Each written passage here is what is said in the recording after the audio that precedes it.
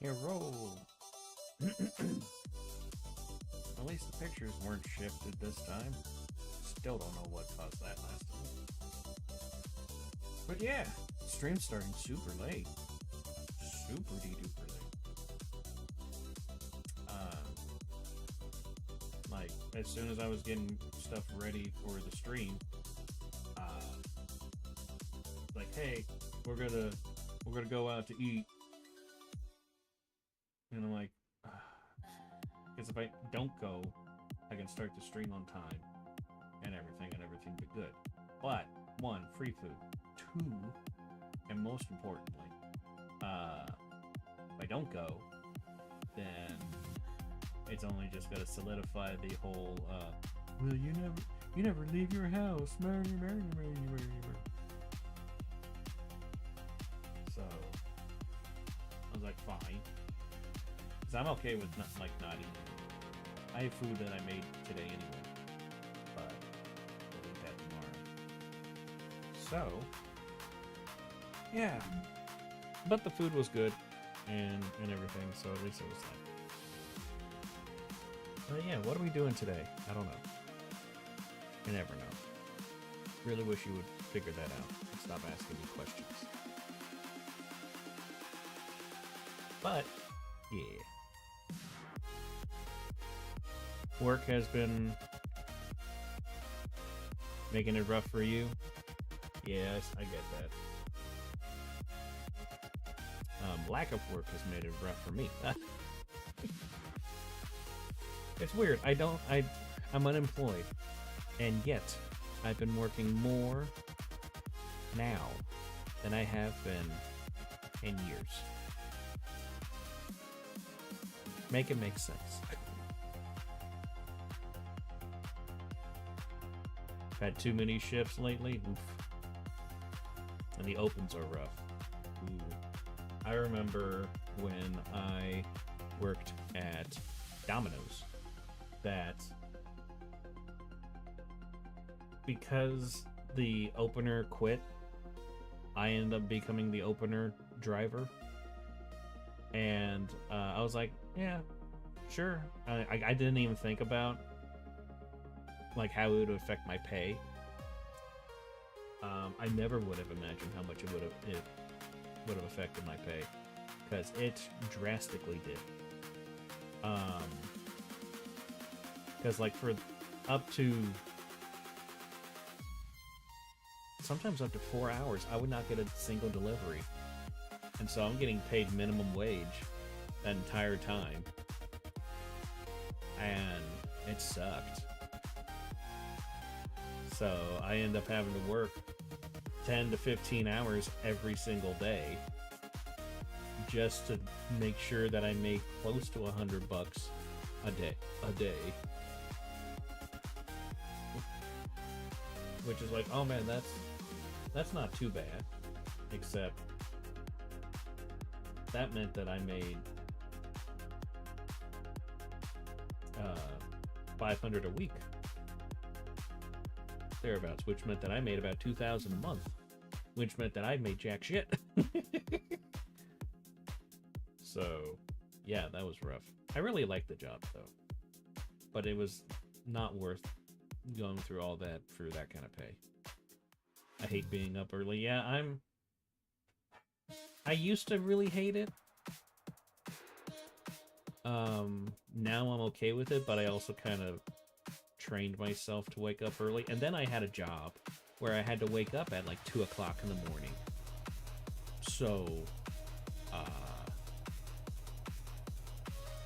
yeah, that was rough.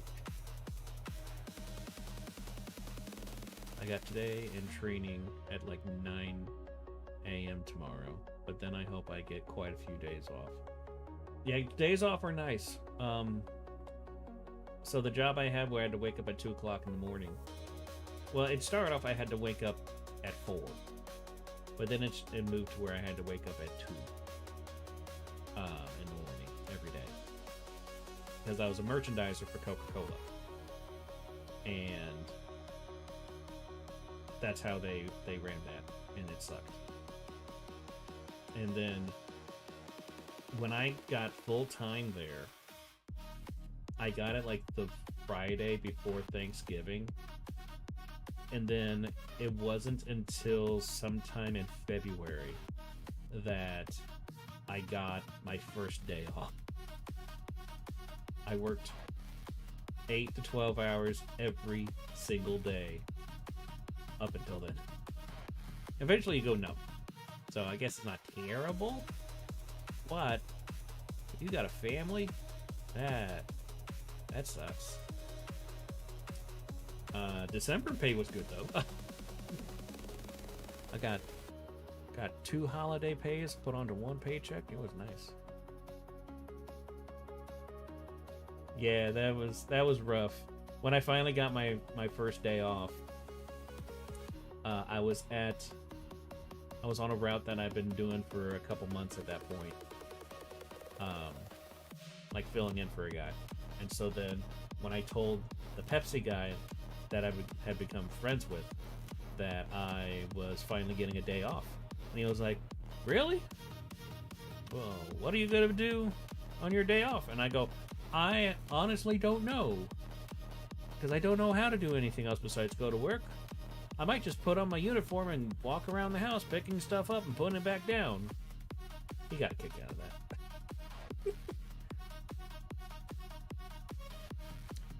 But yeah, that was fun.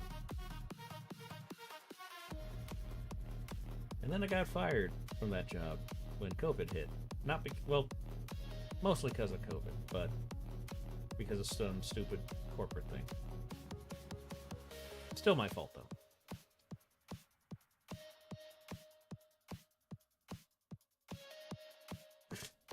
Hello! Took me a second to read that, Jez, because it says, "Hello, power are you this delightful evening?" And I'm like, "Hello, power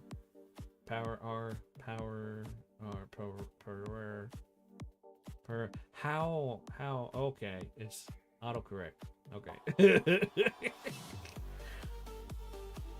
I'm dyslexic, you can't do that to me. Cat, I kind of need my hand now. I know you're using my arm as pillow. I don't know how that's comfortable. And you seem to enjoy tickling my wrist with your tail. Sweet kitty. I pet him, and so he curls up more onto my arm. Thanks, cat. Exactly what I need. I kind of wish the cat that's on the screen was black, because that's my cat. He's a black, long-haired domestic. His name's Hershey. He's adorable. But I would have to pay money to get the black version. But it's free to have the white version. Kind of weird. You would think like basic colors would be free. Like, no. Once I find like a better, I guess stream buddy, stream pet or something, this one's going away. But I haven't really found anything. Of course, I haven't really looked very hard, because I don't wanna. I don't wanna do that. It sounds difficult. Makes me tired. Okay, we should probably get started. I do need my arm cat. I'm surprised he's still here. Usually he goes away when I start talking, because he hates the sound of my voice, apparently, unless I'm talking about him and saying his name all the time. Let's move over here. But yeah, how is you, Jez? How's all the peoples? So, what are we doing? I don't know. I already told you that. But yeah, we're working on commissions. I really wish I could make a thumbnail for Twitch and Kick, because I kind of enjoy doing that. Because the thumbnail I have for YouTube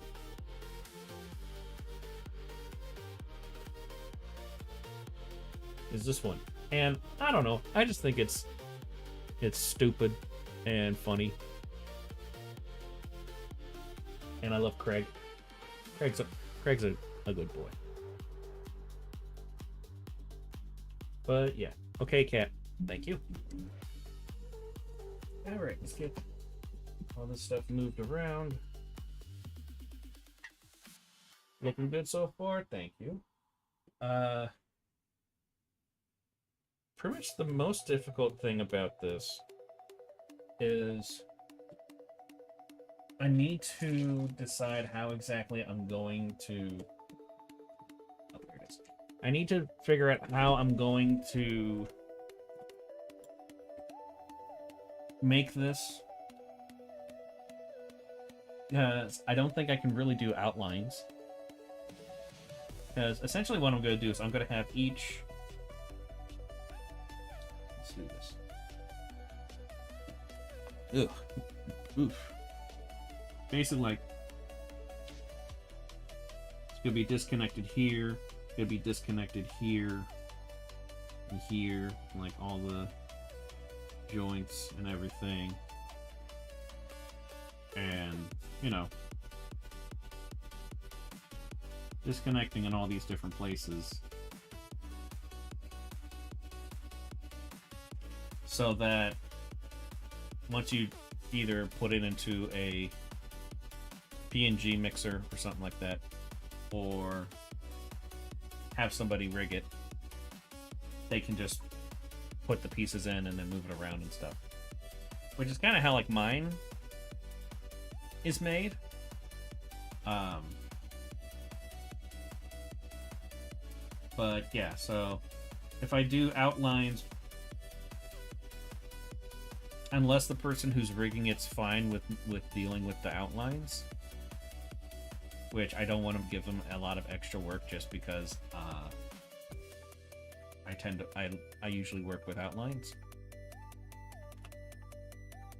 But yeah, so that's probably going to be the most difficult part, which is not even really that difficult for me. I just need to be aware of what I'm doing. But things that I'm planning on doing, let's go ahead and get rid of that.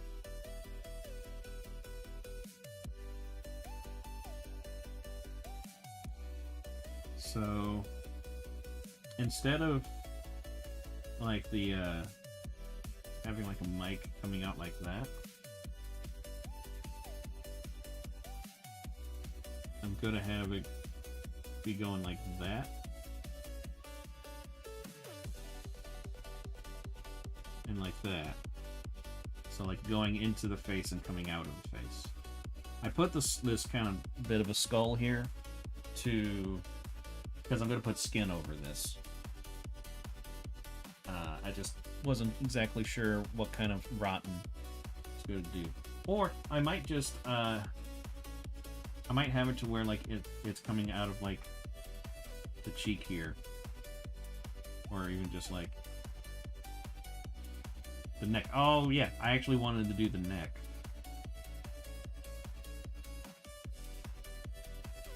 Like that.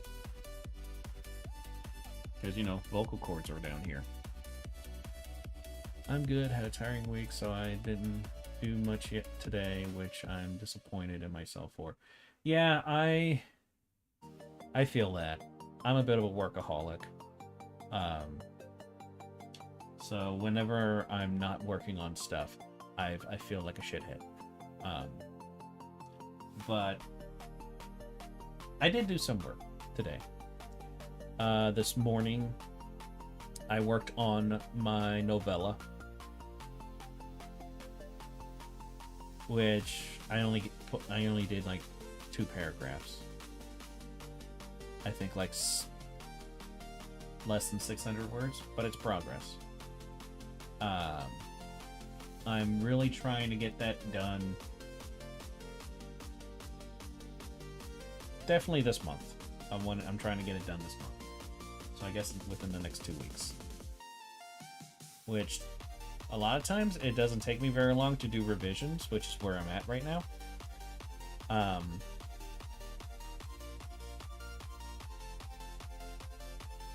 don't know, this novella has been harder to write than my short story was. Not because of the length difference. but just because it's not been flowing as well as the short story did. Short story, like, I knocked that thing out in 2 weeks, which was really fast for me, considering that I have a hard time getting stuff done, let alone writing. So yeah.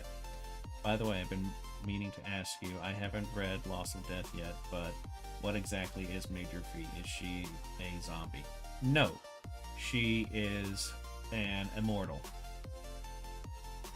It's not explained a whole lot in the short story. Because the short story is kind of a introduction mostly of Necropole.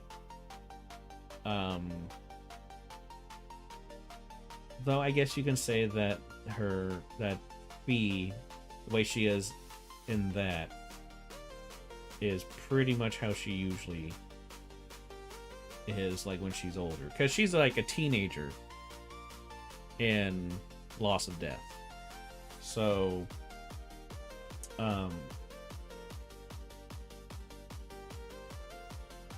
so yeah, but she is, genetically speaking, she is just a normal Necru. But she just has this ability to, there's something with Necrus where it's rare, but they make immortals. They can't figure out how, because there's literally no difference between an immortal or a mortal. And so, yeah, just yeah, she's just a regular. Well, she's yeah. I mean, there's really no other way to say it. And actually, a zombie is, like, to call, especially like to her, because this affected her more than anyone. But it's still considered bad. But basically, calling Phee, or really any ex de morte, a zombie, it, like, the way that they feel about that is the exact same way as like black people being called the N-word by non-black people. I had to clarify that. So yeah, and it especially affects Phee because there's going to be another story arc after this first one that involves that.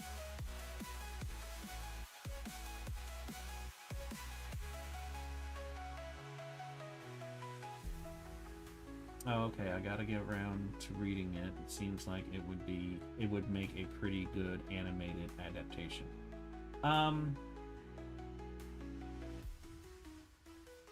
I've thought about that. Of course, my writing lends a lot to film and animations and stuff, because that's where I first got interested in storytelling, was through that. And then I went to making comics when I was in high school and everything. But God,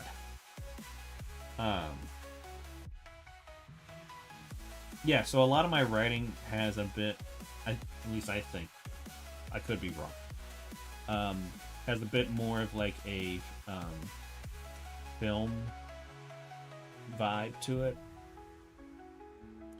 But I was thinking about it, and I don't think I would ever want to make the origin arc into any kind of visual medium. And the reason for that is, as of right now, and I don't think I'm ever going to change my mind on this, because whenever I do stuff like this, I very, very rarely ever change my mind on stuff.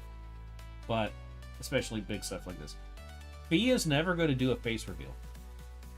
Like, I am going to do things where, like, that are visual mediums, and that she is going to take off her mask, but I'm going to do it in a way to where you don't see her face. I never want her face to be revealed. Because her face is not important. She's not renowned for, like, stunning good looks or a horrifying visage. She is average, but her face doesn't matter.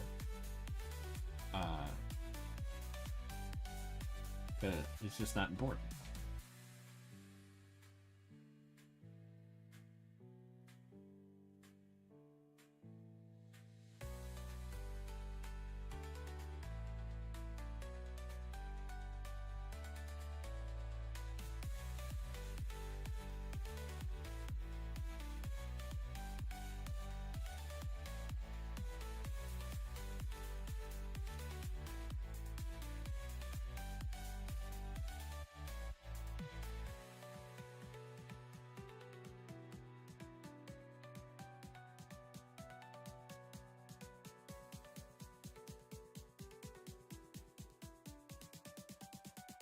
Yeah, okay.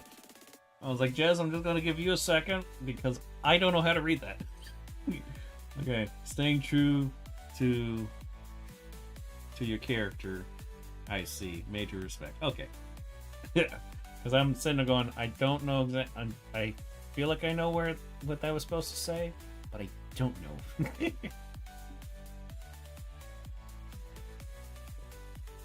Oh, that's totally fine, Minty. Good and tasty. That's totally fine. I don't ever really expect people to actually even be here a lot of times. So you showing up is I really appreciate. I always appreciate everybody who comes to the streams.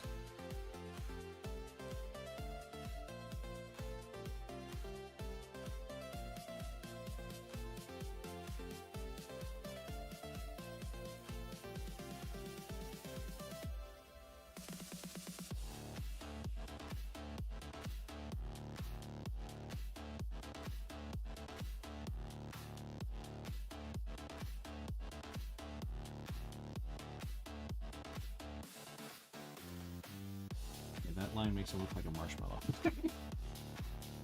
I could go for some s'mores. Of course, I was like, I could always go for some s'mores. So it's not really saying much. Oh, I should put the eyes on different layers too, so that, like, you could have stuff like that going on if it gets rigged up.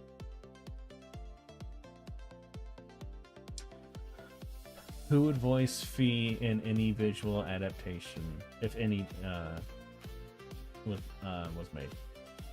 I don't know, because that's one thing I've always had a hard time imagining, is the sounds of my characters' voices.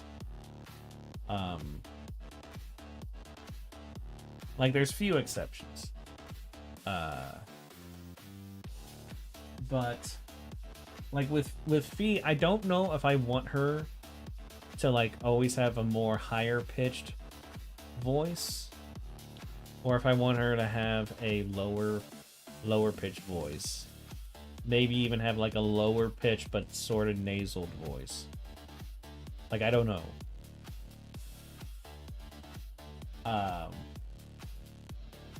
Right now, let me see if I can grab this. I have a voice, a quote-unquote voice of Phee, that I'm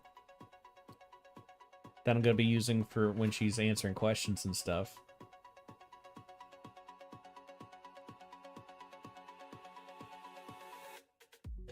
Let me double check to make sure.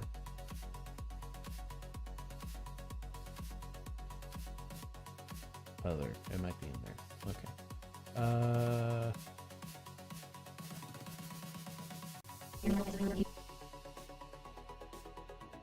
Wrong one. Okay, that didn't work. So I did a few things to make this little voice thing.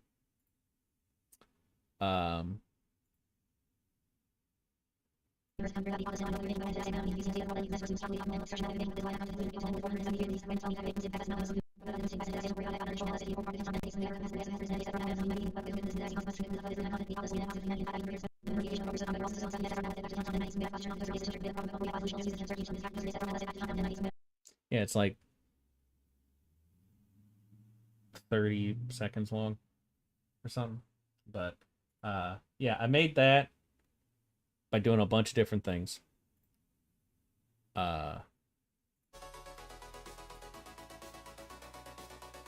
And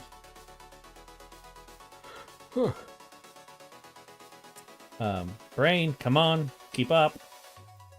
Yeah, I made that, and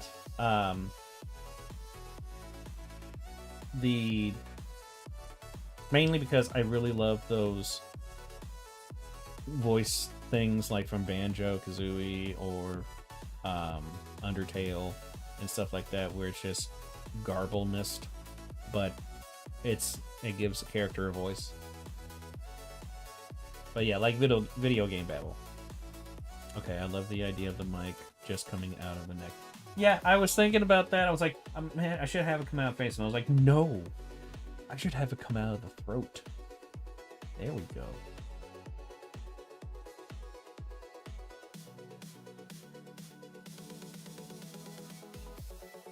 And then I can put the mic on a separate layer so that can be affected by movement and stuff.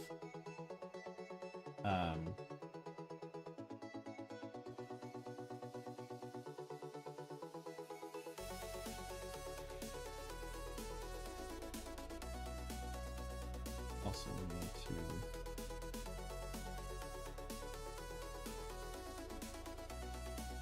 do that since the headphones are going into the skull. Hello, kitty.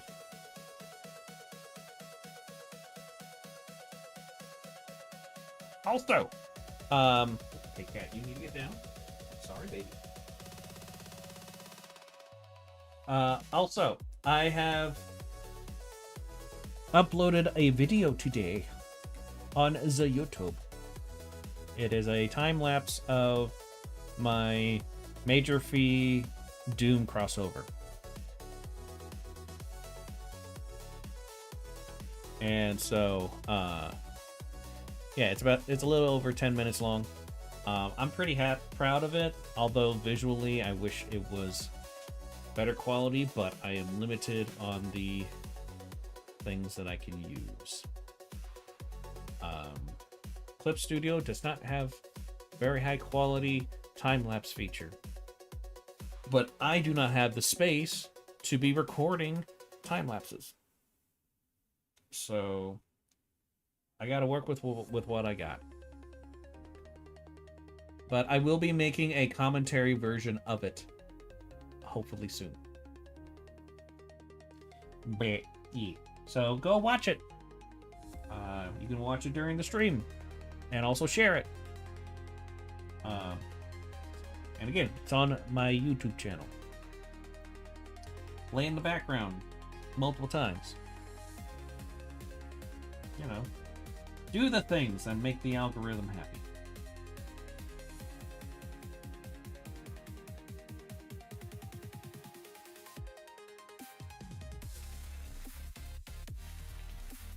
Especially since, oh, you watched it earlier today? Well, watch it again. Pretty awesome. Thank you. I'm pretty happy with how it turned out.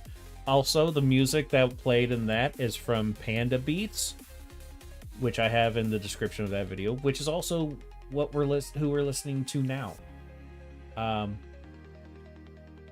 Not like the most awe-inspiring of musical artists, but very good for background, very enjoyable, very easy to listen to, and I think that's mainly what they were focusing on anyway. So they did their job really well. So I recommend looking him up on Spotify or YouTube. It's Panda Beats. Makes pretty good stuff. And I hope to God that it's not AI. Because I think some of their covers are AI. Oh no. I know that at least a couple are. So it just makes me wonder if there's others. Which I hate that.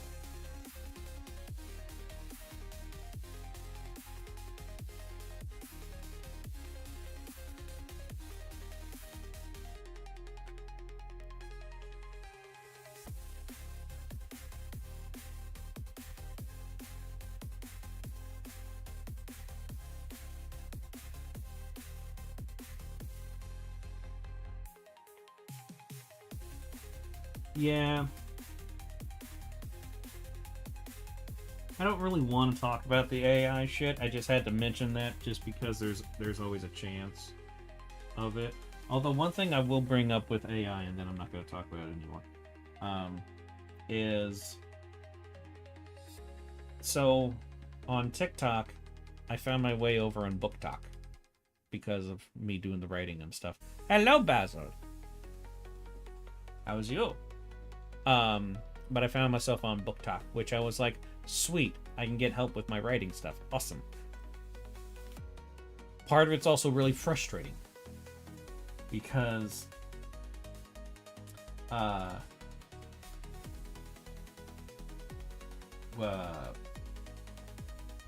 one thing that keeps on getting brought up is things that like new authors do that are a mistake, and they really need to not do that anymore.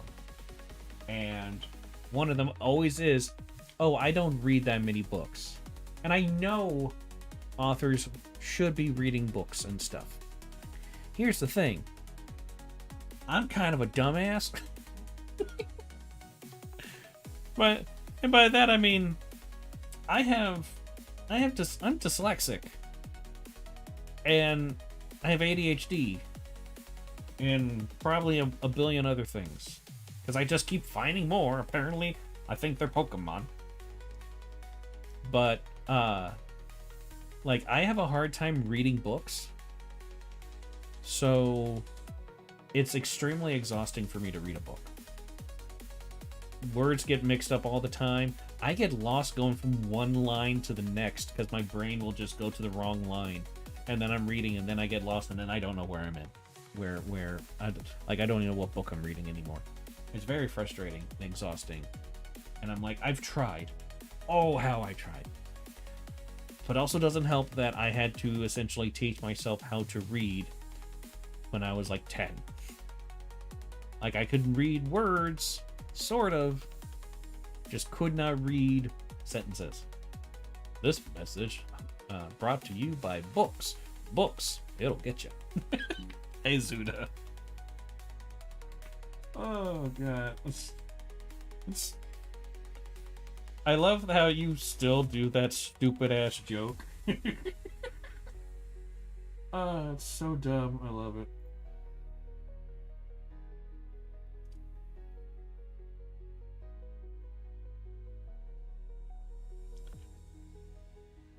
Yeah, so... I mean, why not? Exactly. Yeah, so, like... I try to read, like, little excerpts and stuff from authors, so I can get a little idea of how they write. Because, like, a lot of the ways that I learned how to draw was through speed paints or time lapses, which a lot of people can't have a hard time using that as a means to learn how to draw. But that was like the best way for me to learn how to draw for a really long time. So, that's what I did for that, and I'm kind of doing the same thing with writing, where I just read little excerpts from people. I study storytelling more than anything. And I think I didn't get the train autism or the gun nut autism. I got the writing stories autism. I need to be careful when I read. If I'm not hyper vigilant with the time, 3 fucking hours just goes away. Yeah. I've had that happen to me with a couple books. I've probably only read like maybe 20 or 30 books in my life. But I do read a lot of things. I just don't read books. At least full novels. I'll read short stories and stuff like that. Although, one of the requirements that people would say, like, what differentiates different kind of stories, short story, novella, novel, blah, blah, blah, blah, blah, was how long it took to read it. Like, I was told that a short story is something that you can read within 3 hours. And I was taught that by several teachers. And so I was like, what if it takes me that long just to read a pamphlet? Like, are short stories actual short stories anymore? For me? Help? Okay, so,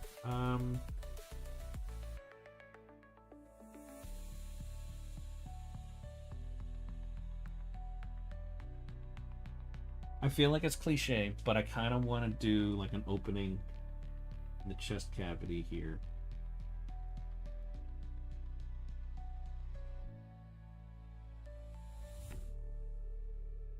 No. What I should do. Okay, I need to look this up. Just to make sure I'm doing it right.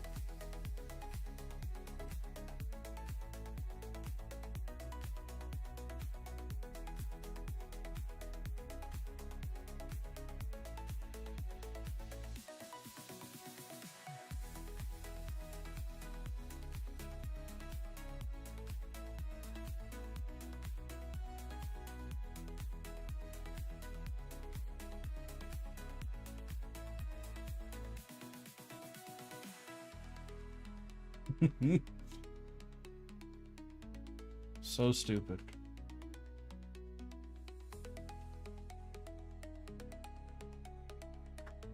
There we go. Oh.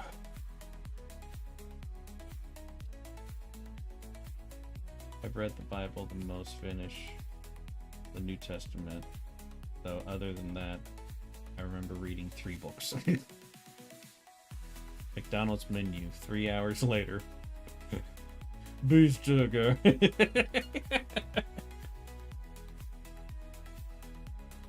No, I just go, eh. Just point and go, eh. Whenever that misspelling of cheese and burger made me hungry, going to grab some leftovers to inhale.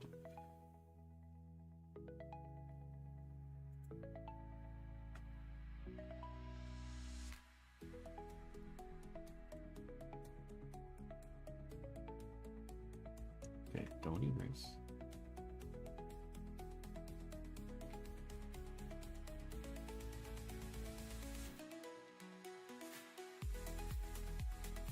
So, just making sure that I'm... Okay, first of all, stabilizer, go away. So,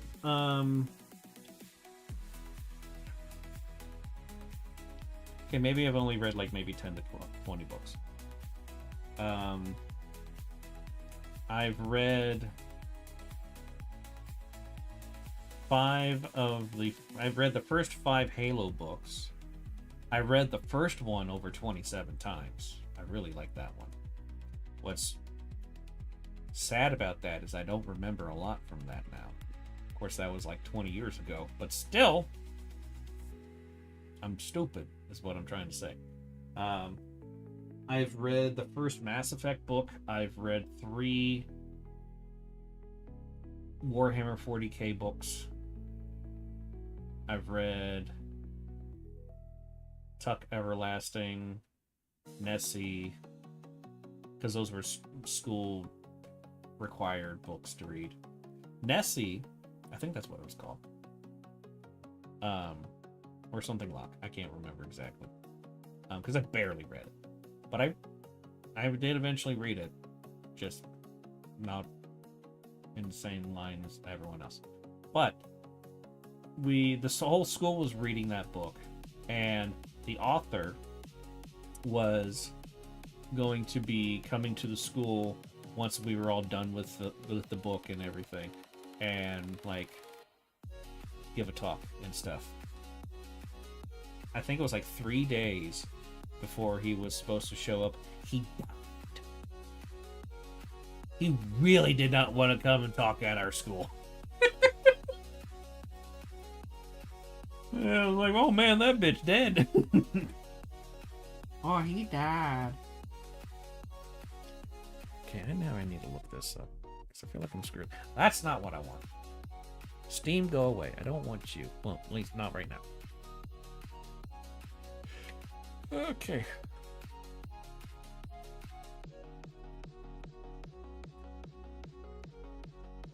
Try to type in ribcage, and it's like, do you mean riboflavin?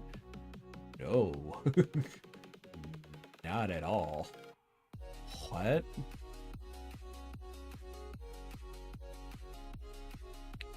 Alright,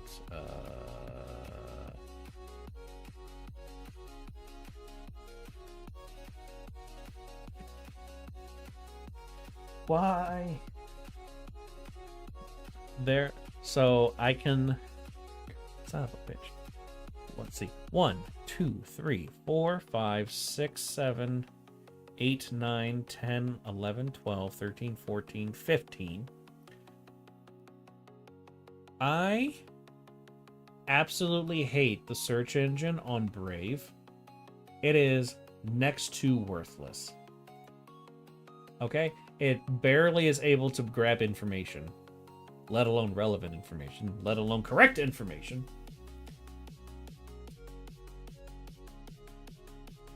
And it's terrible. It's frustrating. Because, like, if, say, I'm looking for an image that I want to put into Clip Studio for whatever reason, I can't. Because even if the image is a PNG, all images that get downloaded are like WebPs or whatever, WebPs or whatever. Things you cannot utilize outside the internet. And I hate it. It's worthless. So I type in ribcage because I want to make sure that I get these ribs somewhat accurate. 15 images. One of them's a spine, so that's not even what I looked up. All right, Mincy.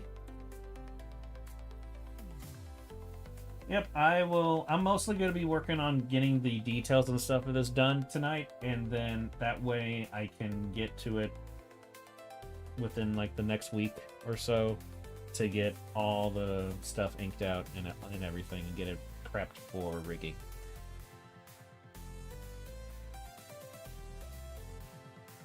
Well, yeah, I do appreciate your French back. I do appreciate you being here.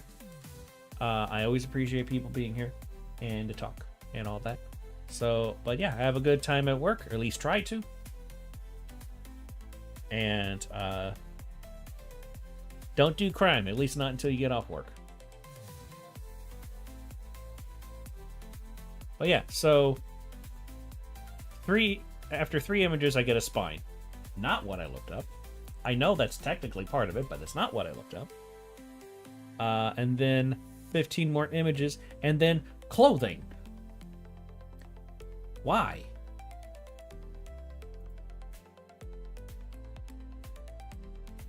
There's pants called ribcage pants? Jeans? What? Clearly that's not what I mean. But then I just, like, go a bit further. Like, another 6 images, then more pants, 1 image, more pants, pants, ribs, spine, pants, skeleton, lungs, pants, ribs, pants, pants, ribs, pants, pants, pants, pants, and then the rest are pants. Why? Let's go onto Google. No pants. I keep scrolling and there's no pants. There's a shirt, but that's a shirt with a picture of ribs. I've seen like 75 images so far. No pants. All ribs. Almost all ribs. The hell. So yeah, just wanted to go on that little rant because Brave has been pissing me off with its search engine.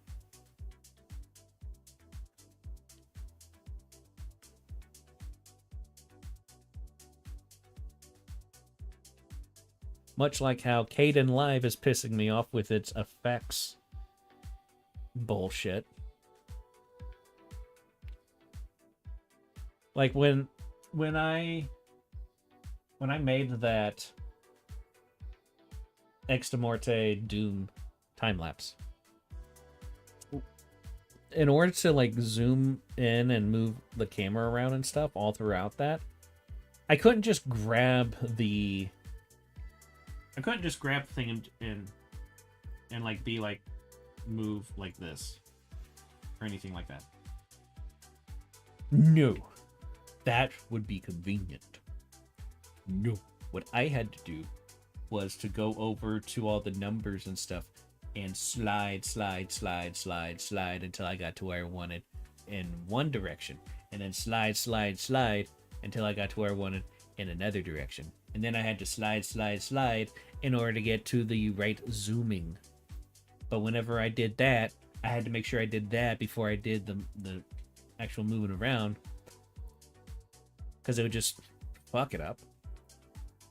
And then I had to slide. And Arson sounded really fun after an hour of doing that.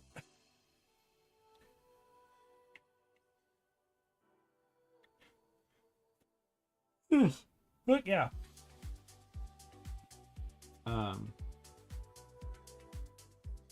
Frustrating. And that's that's after having to go to the effects library and grab the transform effect and put it on the goddamn clip. Because unlike on all things that have ever existed that deals with that crap, it's not just a default function on the clips.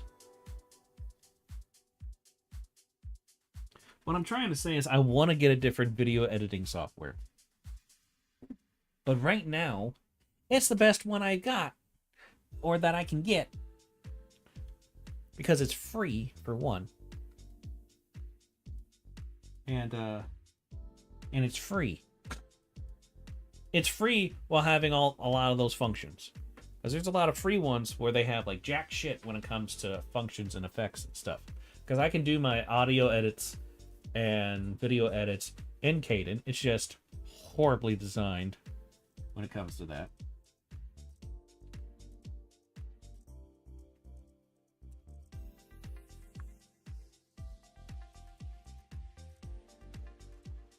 Oh, you can go away.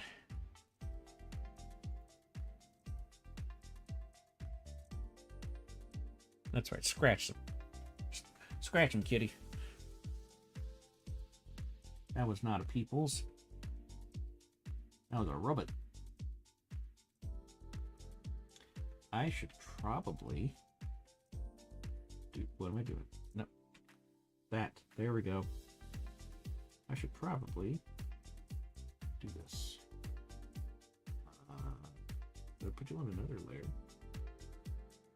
But turn this on. And go back here. There we go. He's learning.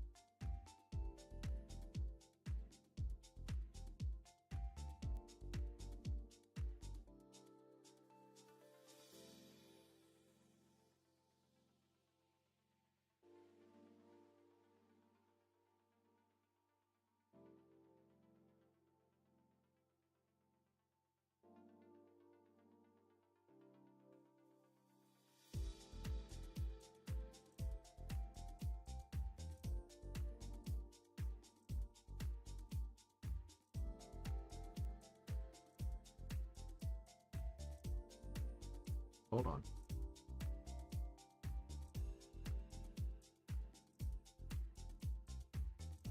There we go. That's why I started to fill those in now, because I already got lost.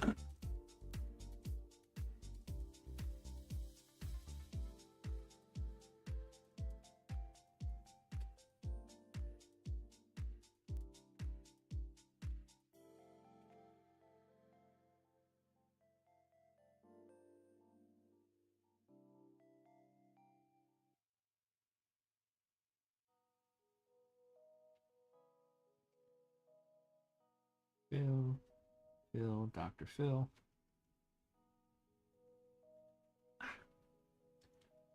All right. So we did that, so we can erase most of this to put in some other stuff. There's a madness to my method, okay?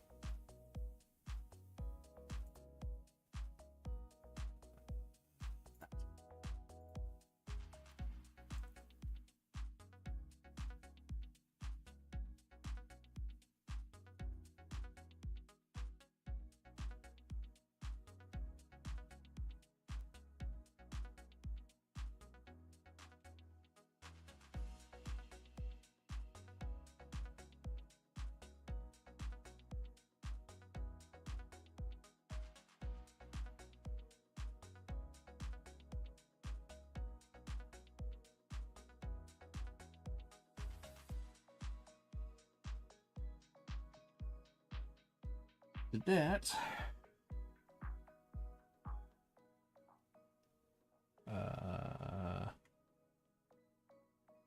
Rib cage with organs. There we go.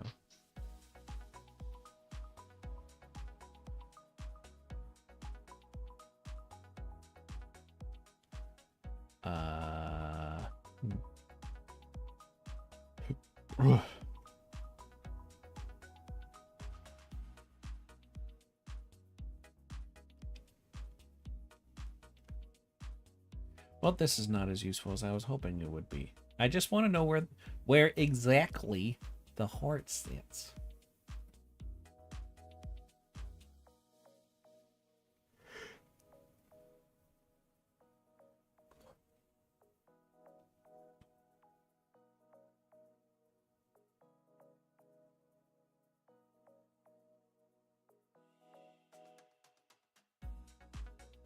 Let's do a different color for you.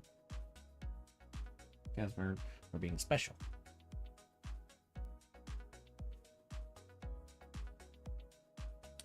Don't erase. Don't be like me, kids.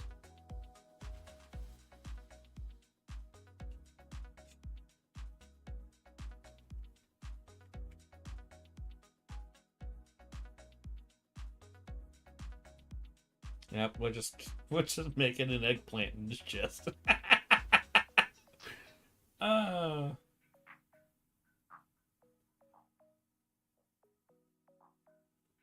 God damn it.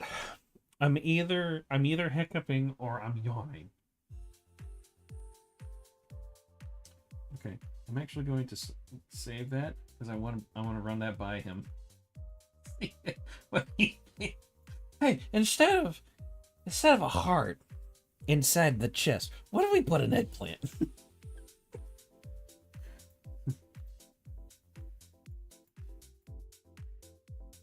Trust me on this.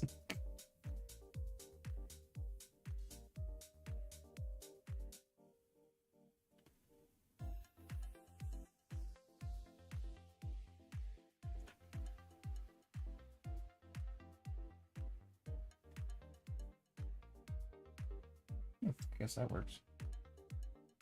Well, make you a bit bugger. Show you the true meaning of Christmas.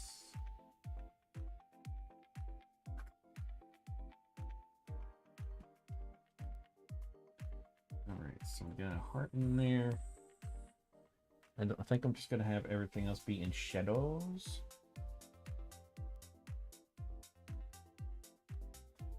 I just realized that that's not right. Wait, no. No. No, stop it.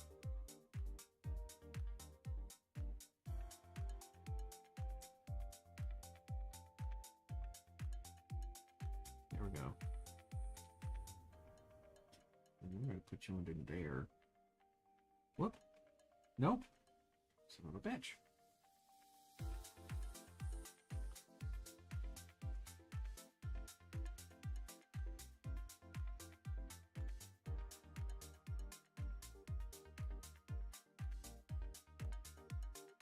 Yeah, because like if we put this on a different layer, then when like he moves around and stuff, the heart can like just swing, which I think would be kind of funny.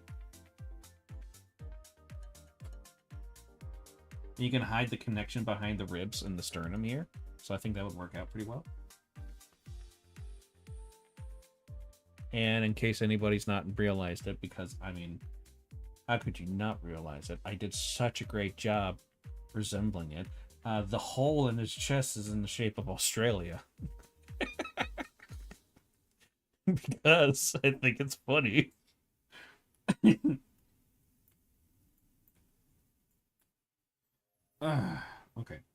We're gonna want to tatter up some of these clothes, Especially them jeans. Maybe we can put on the ribcage jeans.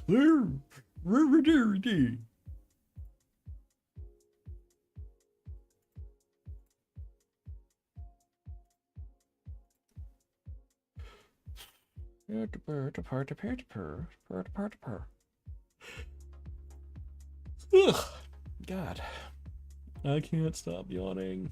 I'm tired. So what's everybody doing the weekend? What's everybody doing tomorrow?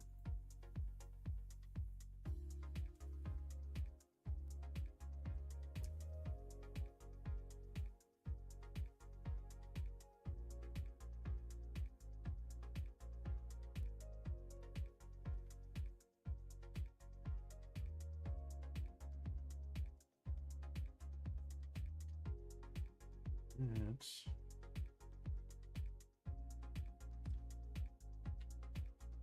make this just a little bit lower.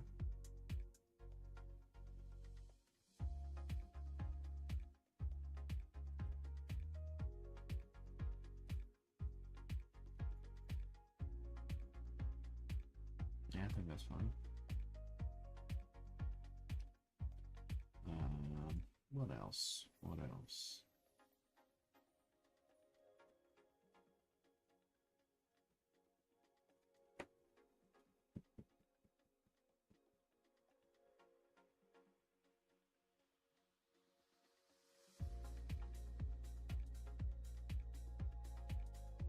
I had another stupid idea that I'm laughing really hard on the inside over because it's really dumb. So, Minty is deaf. And which is why like the headphones here are blown out.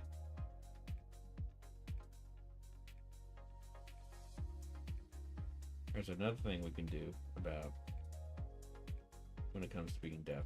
I'm gonna do it on this side though, since to balance it out better, since the mic's over on this side. No, stop it.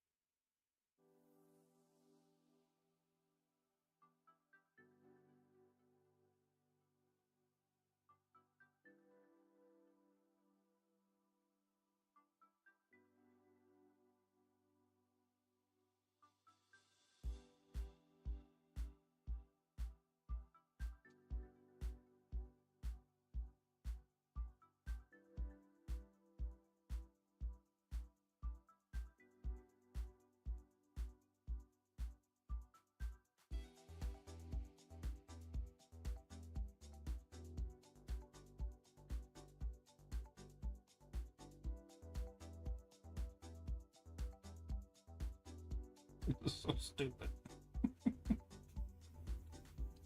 It's a blown out eardrum.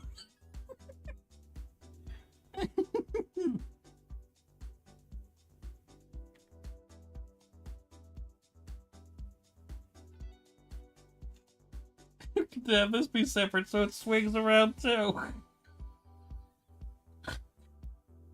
I am so easily amused. Oh man. Why do you like being an artist? Do you see the shit that I can make? It's so stupid. Oh god. Let's see.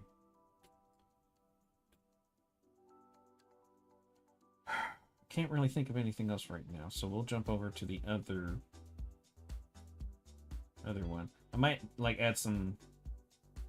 I need to add like a bite mark or something on here, and that. Well, I need to add the decaying face. What I was thinking was not that word. So yeah, but save, and then jump over here. So making some stickers / emojis for someone's Discord, and they want out their furry OC. So we got a sad face, which I'm going to make a lot more dramatic. Barf face, which I'm going to make more dramatic. And then winky face, which I'm not going to make more dramatic because it's fine the way it is. I have come back, and it looks like that guy has a set of balls painted on his chest. Close enough.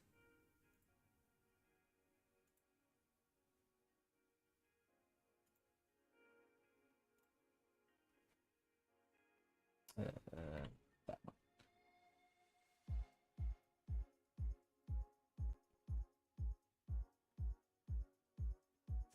I don't know what tilt does, so I'm gonna get rid of it.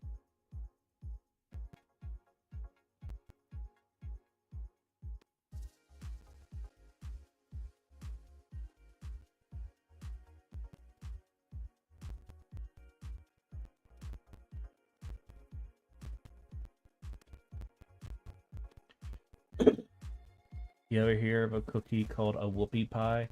Yes. Long time ago. I don't think I've ever had one.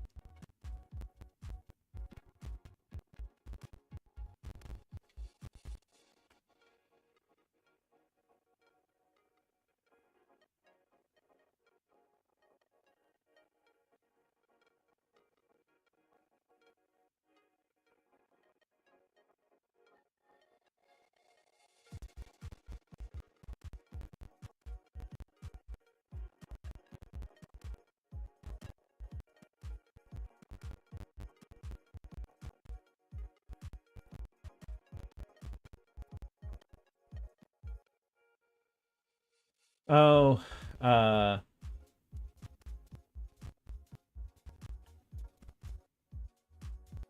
yeah, links You're gonna have to whisper that to me if you want to send me a link.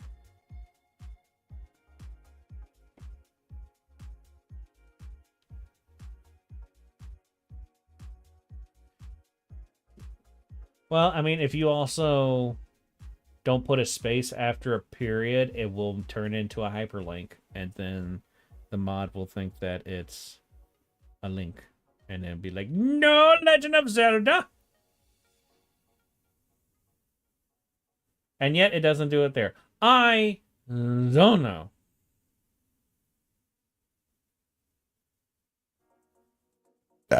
Ooh.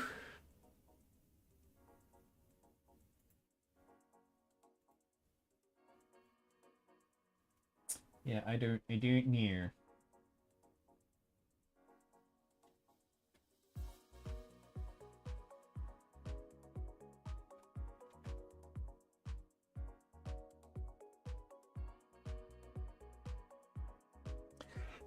Anywho, I made some this morning for Star Wars tomorrow. They are not healthy. I would imagine not, considering I think they're from like the 70s. And like the recipe could be earlier, but it seems like something that would come from the 70s.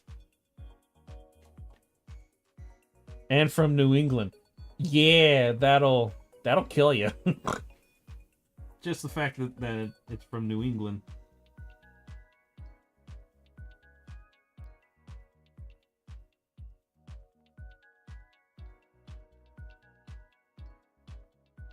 If there's anybody in the chat that's from New England, why?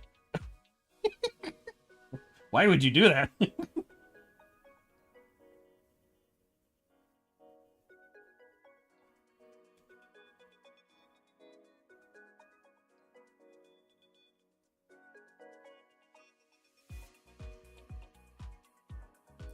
The icing is 4.5 cups of icing sugar.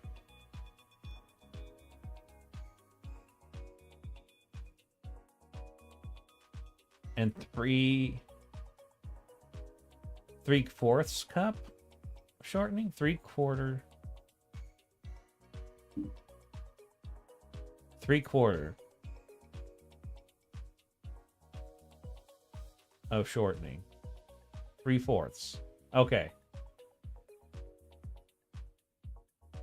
There we go. 3/4. There we go. But 4 cups of sugar.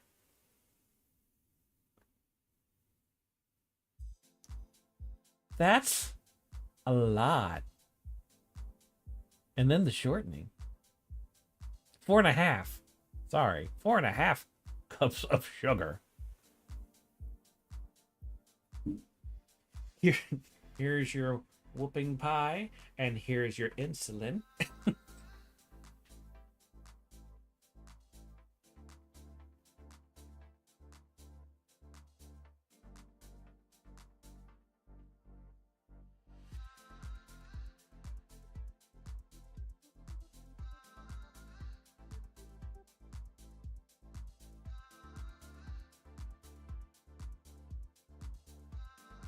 My stand mixer was fucking struggling blending that mess. I bet. That's a lot.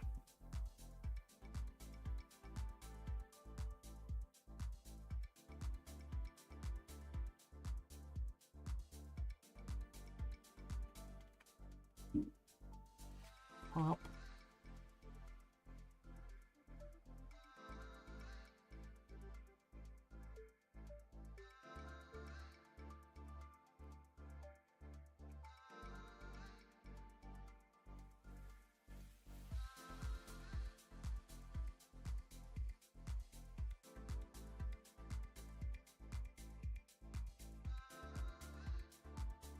I'm having this right here is a horn. I'm having this go over here so that I don't have to draw anything going into the skull. Because I'm lazy.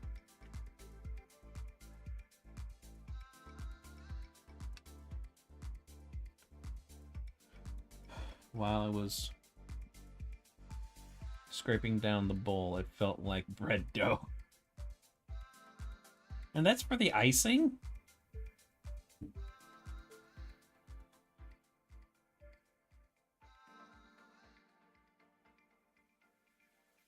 That is too much. You need some water in that. Like, what the hell?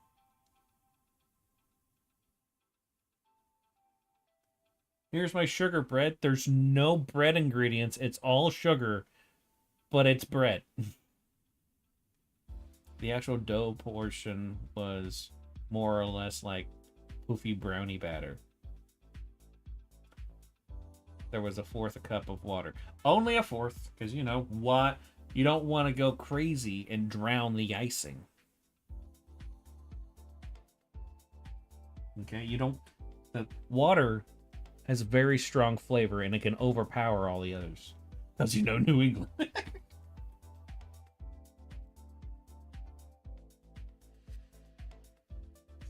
Yeah, Alaska eats lots of, like, whale lard and shit. New England has diabetes.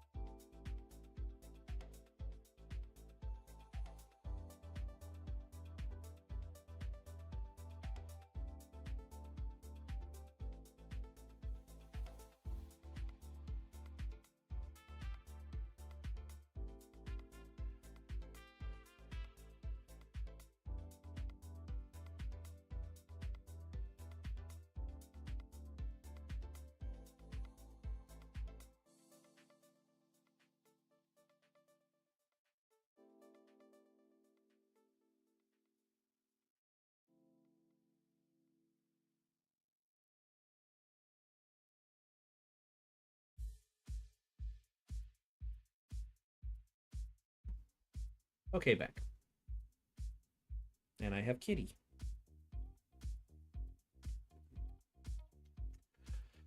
I got the recipe from Dylan Hollis's cookbook. That makes a lot more sense.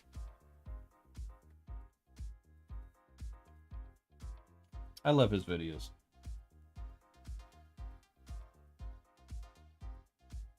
There's a recipe I need to get back to cooking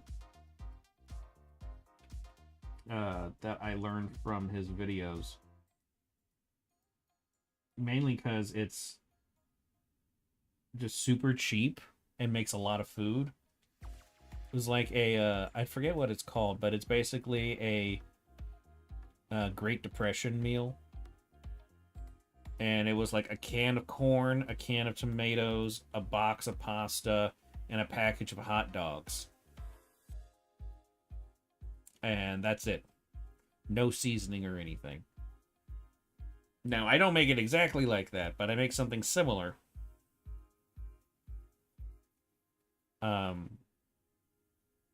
But you can make that really good. Yeah, I got his cookbooks as soon as I could get my hands on them. Yeah, I should probably get them. I've had that growing up, good food. Yeah, I like to replace the hot dogs with chicken, because chicken's now cheaper than hot dogs. I've replaced the tomatoes with beans. And I replaced the corn with like a package of frozen veggies. And it's still dirt cheap. Like, naturally, the chicken's the most expensive part, but you also get way more food. And most of the time, what I do is I get chicken thighs, and then I throw them in my pressure cooker and have them cook for about 6 hours.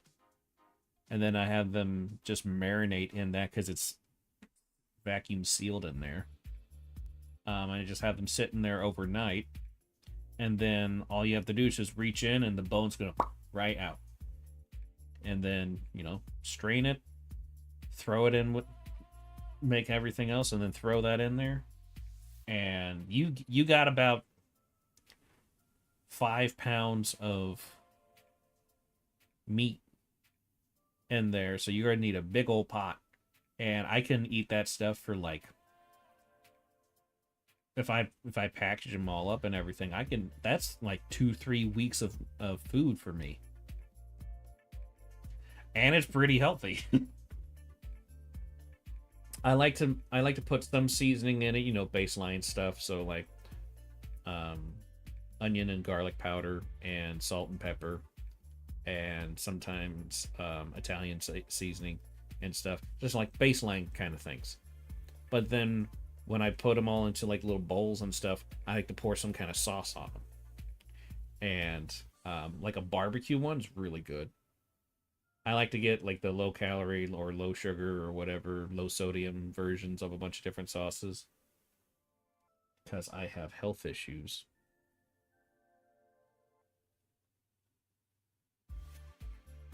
And I get them at Aldi too, so like it's uber cheap. And I used to live off of that stuff for like 2 years. Just that's like pretty much all I ate. But again, it cost me less than $20 to eat for weeks.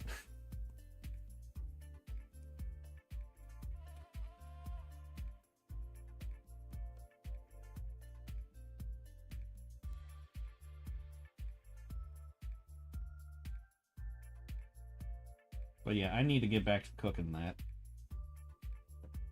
I've been really getting into beans lately just because it's the best way for me to get my fiber as well as getting some protein. Black beans are my favorite. I don't know what it is because when you rinse them off, beans taste the same to me. But black beans are the ones that taste distinct to me. Probably because I grew up with them when I lived in South America, and we would have feijoada, which is delicious. Beans and rice is like, there's a reason why it's basically a worldwide staple because it's delicious and easy to make.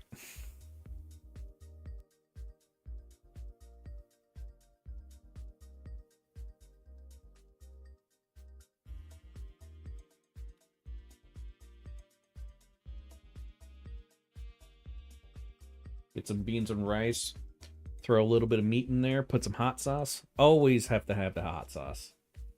You're doing it wrong if you don't have hot sauce with it.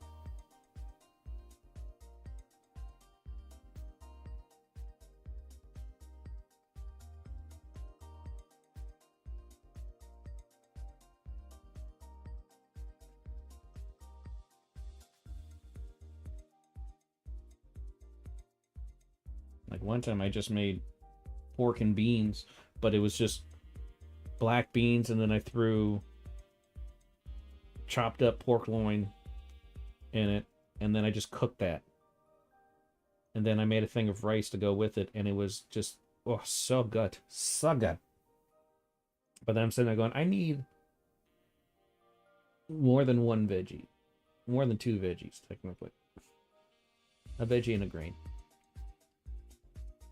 But that's what those frozen packs of mixed veggies are for. Because you can get those dirt cheap. You can get those at Dollar Tree. Like, holy crap. And they're not crap. Like, what? You can actually get stuff at Dollar Tree?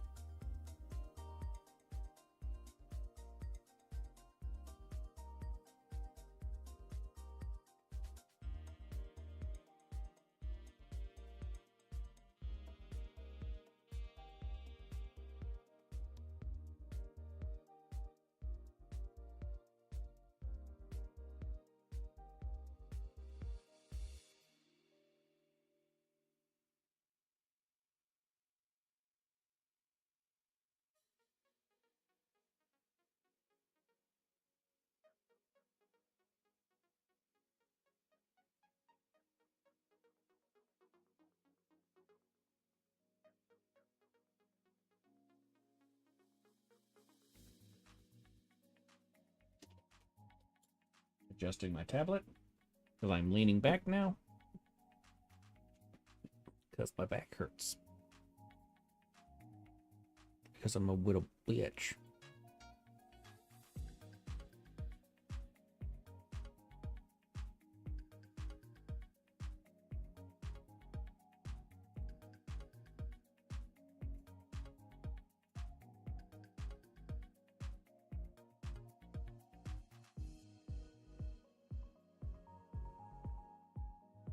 Just checking a couple things. Okay. Just this so I can see chat better. There we go. Maybe move you over here. There we go. Much better.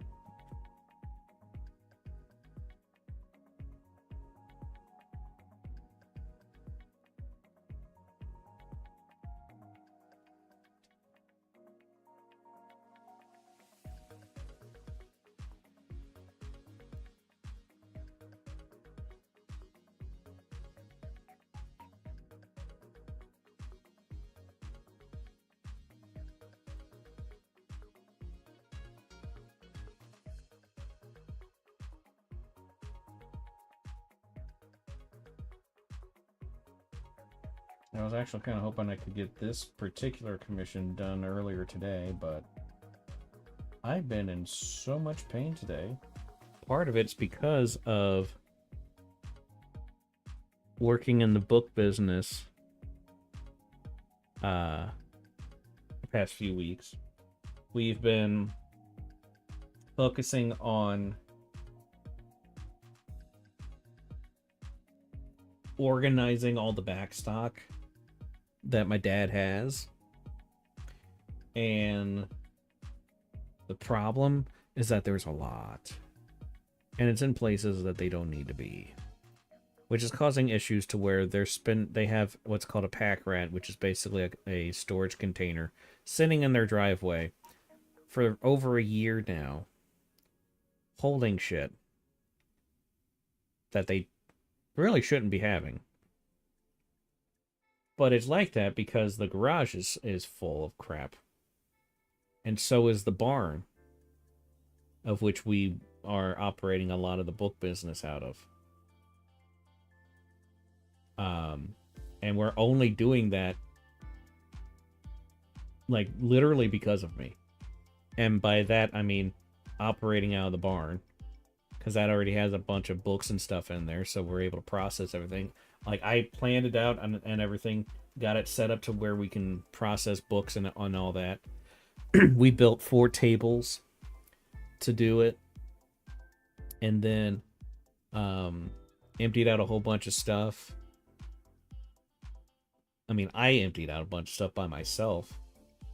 And then we started emptying out because it's a 2-story barn. Emptied out the top part of the barn, at least half of it. Started putting boxes up there for storage, which that is incredibly difficult to do. Going up and down stairs while holding, like, well, first of all, going up and down stairs to begin with. But then you're also carrying between 20 to 50 pounds of books in boxes. And you're doing it dozens of times. In a really hot barn. Like, we tried doing it, and we could only get so far before we were like, nope, I'm dying. Can't do this. So we need to actually, like, hire some people to help us with it. Because there are about 300 to 400 boxes to put up there. So that's a little difficult. So what we're doing is we're trying to, like, transition all the boxes from point A to point B to point C to point D. And we were going to do that this past week. Well, we did start working on that this past week where we were filling up a trailer full of boxes. And now we can't move the trailer because it's too heavy. So now we have to empty the trailer. So that didn't go as I had hoped. I was hoping that the trailer would make it a lot easier. Nope.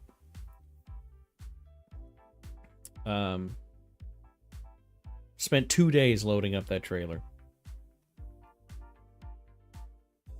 And one of those days it was raining. So that was fun. But doing that, because we were taking stuff out of the garage, putting in the trailer so we could take it to the barn. The garage, you can actually get into now. And you can see the floor. The garage looked like a really bad hoarding situation. So there's at least that kind of progress. But now we're stuck with the boxes being not where they're supposed to be.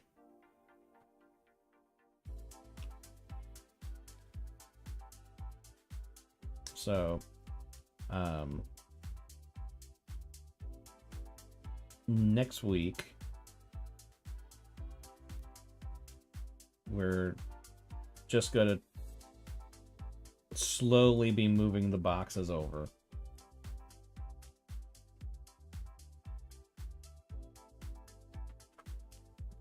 Because we can't, like, do a whole bunch of them. We'll have to do, like, maybe 10 at a time. And then take a break from that and do other things. And then maybe do 6 or 10.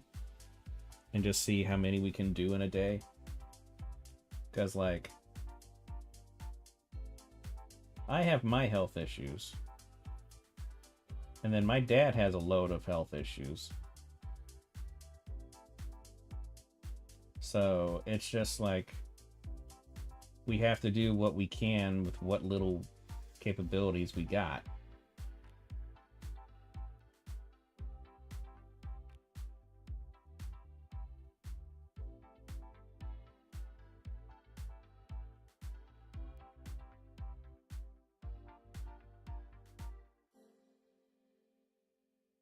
So yeah, because we were doing that, I've been in a lot of pain the past few days.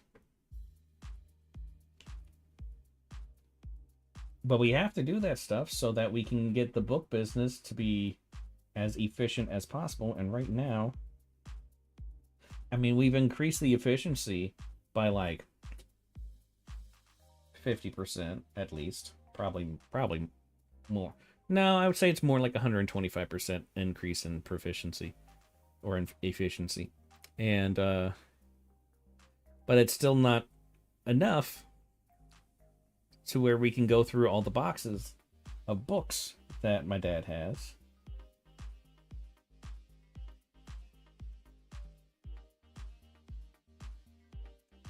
And what makes it even dumber is that these books have not seen daylight. And by that, I mean they have been put in the shelves and then never touched for up to a decade. These books were purchased to be sold, and they have not been touched for up to a decade. So that's a thing I'm trying to fix.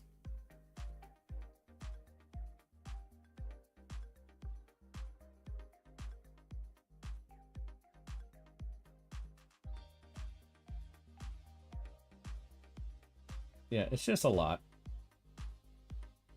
But right now, the book business is my more likely chance to do something to where I can like make a living from it. Because right now, getting a job does not seem like it's going to be happening because I can't just get any job.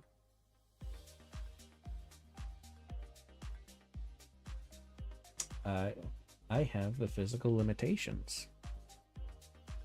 I have crippling depression.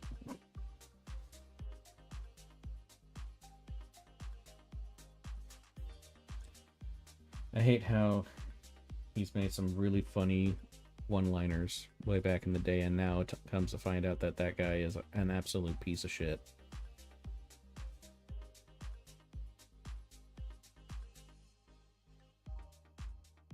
If you know, you know.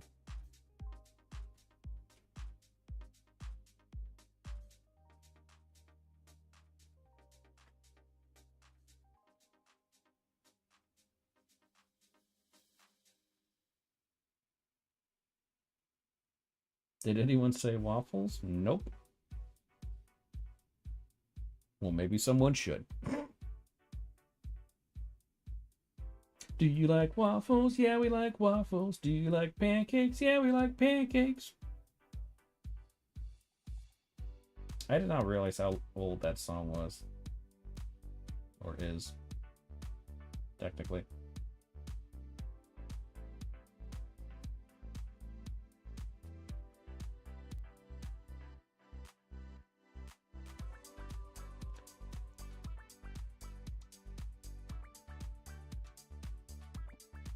Okay, need to adjust. Getting a lot of pain shooting down my leg. Oh boy.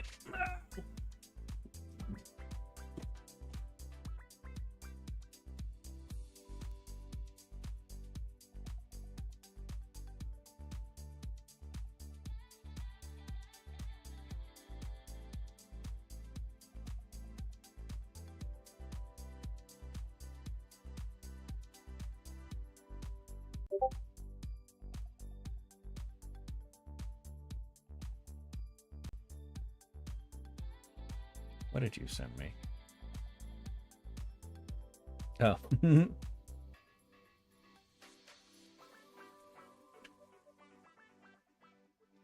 this guy like have brain damage? Did somebody say waffles? No. I have brain damage. I love it. I have brain damage.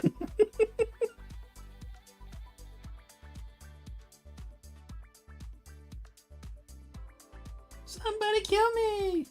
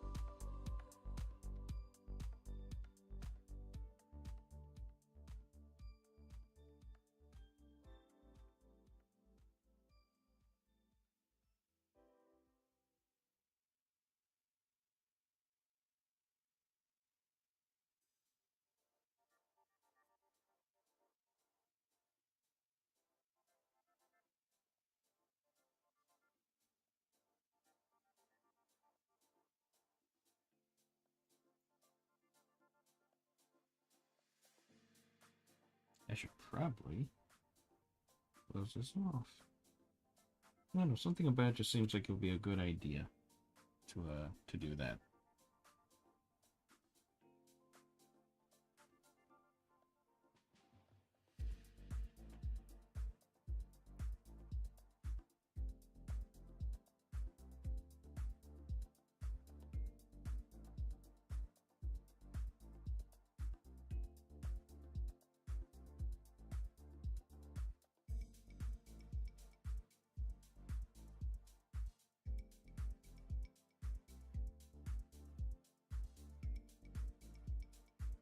Make sure we get this sized as much as we can.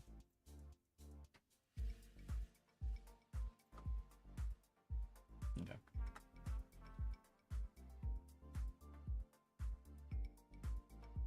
Ooh. Ooh, very intense pain shooting down my legs right now.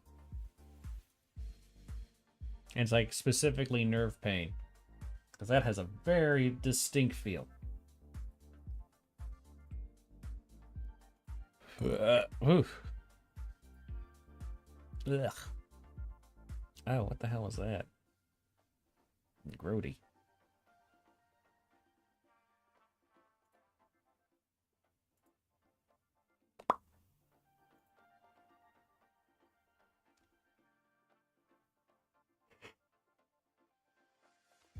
Oh. Ha ha ha ha ha.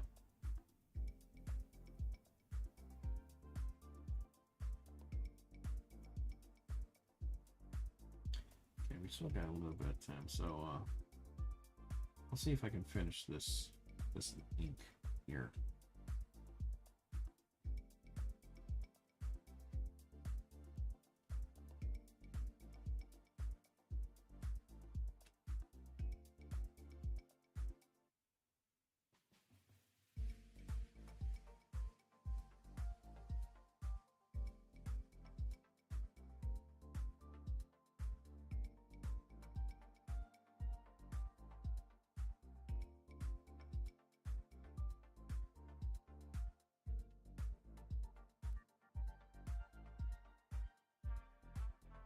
Do do do do do do do do do do do do do do do do do.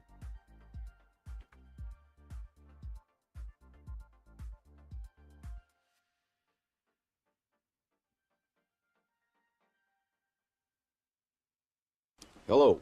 Hello. Yes, hello. Hello. Hello, comrade mines, and praise be to United Soviet Socialist Republic.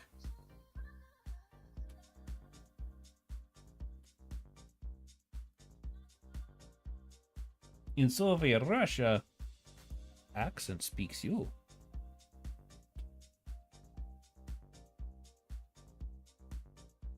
How you doing, Harbor?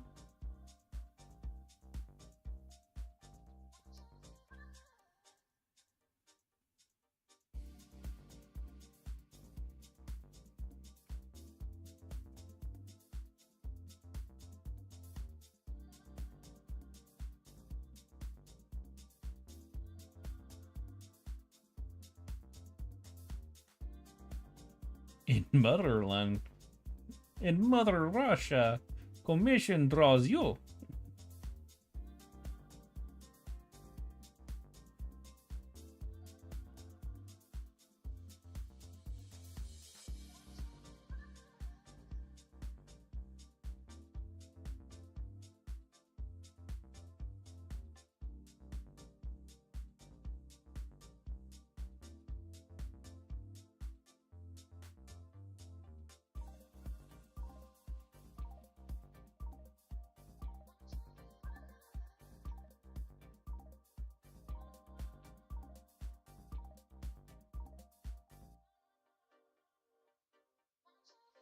Did you see the video I posted today of the time lapse?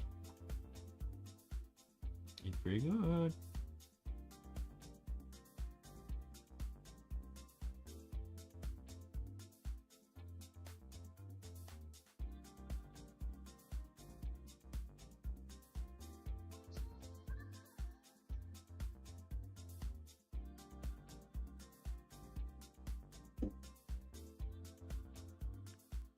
Thank God I convinced my friend to wear his KGB Republica uniform. Help me stay focused on gardening. What?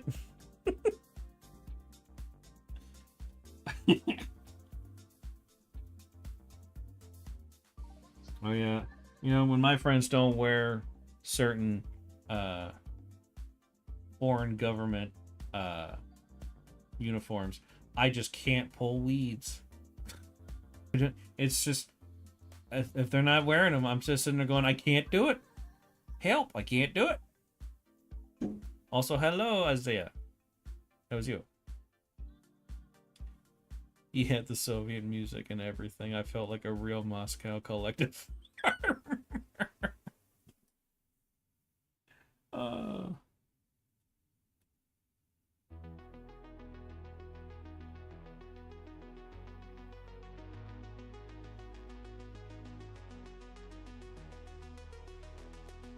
Bringing glory to these potatoes. For vodka.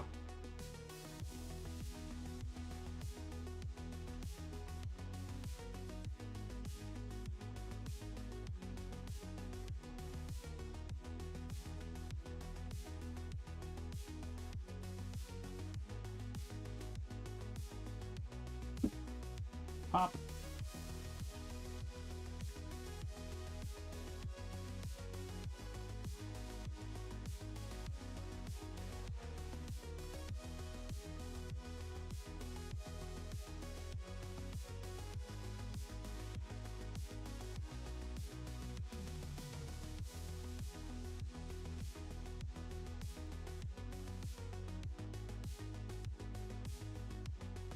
Yo, how fucked would the geopolitical landscape be if post World War One all the old countries were still there with the new ones?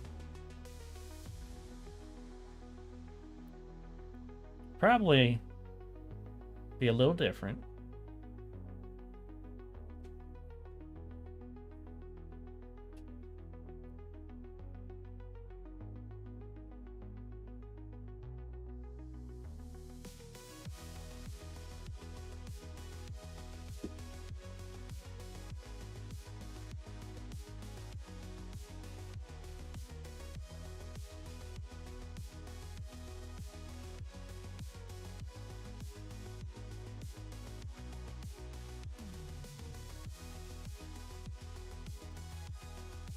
Like Imperial Germany bordering Weimar Republic, Fascist Italy bordering monarchy.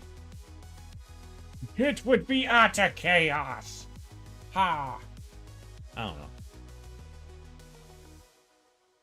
Might not have even had some of those types of regimes if that stuff happened.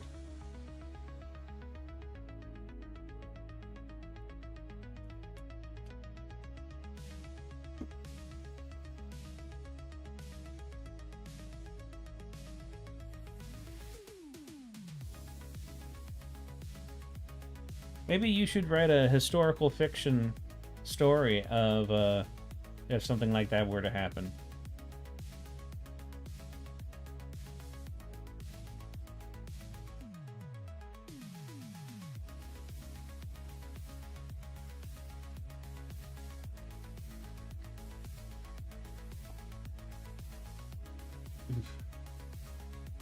I'm all gassy.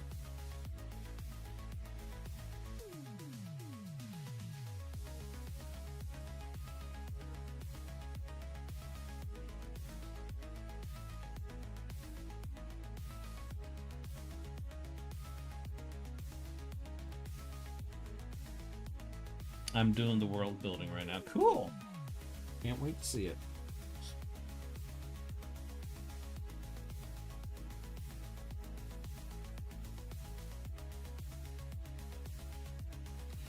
Yeah, I'm making pretty decent progress on the novella.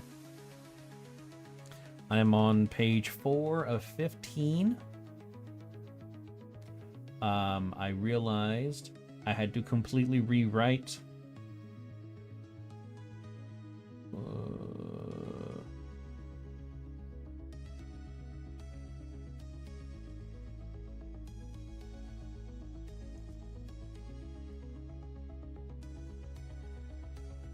first nearly 2 pages.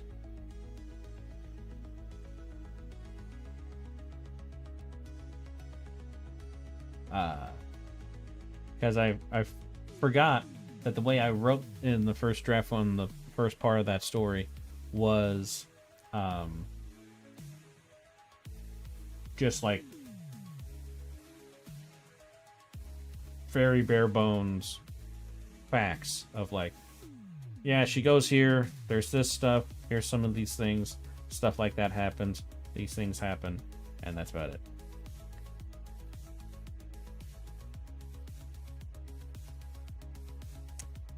By the way, after like 4 months, here's an action figure update. I got the base figure cut up so I can add the mask and hat. Woo! I'm excited.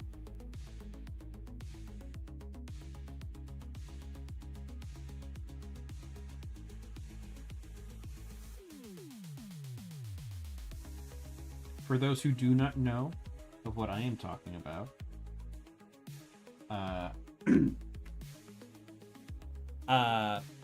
I have this character. I don't know if you've seen them, but her name is Phee, and she is the light of my life. And I am writing a book, essentially. I wrote a short story for one section of it. I'm writing a novella for the second section, and there's going to be one more section. I don't know how long it's going to be. Short story or novella, or somewhere in between. I don't know. But Phee is a military officer who is an immortal, like a pure immortal. Literally cannot stay dead. Like, she can die, but she can't. She's unable to stay dead. She will always come back. And she serves this empire called the Necropole Empire from the planet Necropole. And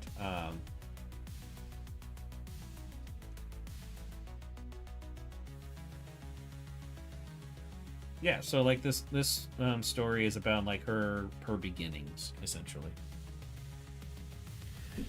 Just realized something. Even if AI art would be considered art, AI artists wouldn't be artists since they are basically commissioning the chart. Yeah. Well, also they don't have understanding of anything artistic. At least the vast majority of them. Which is why they'll be like, man, just made like some of the sickest shit, and then it is an alleged female with balloons for boobs and 75 fingers coming out of her forehead.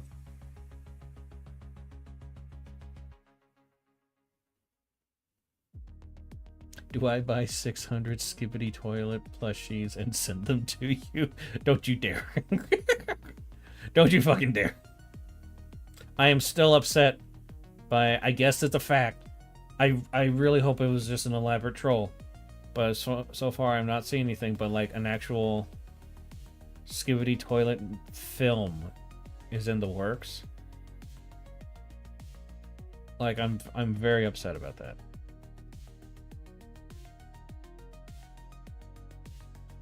Sorry, 800. Oh, well that changes everything.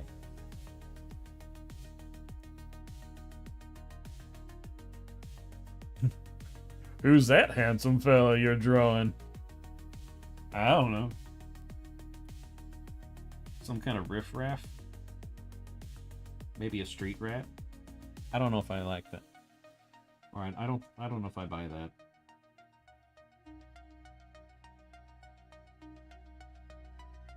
How is you?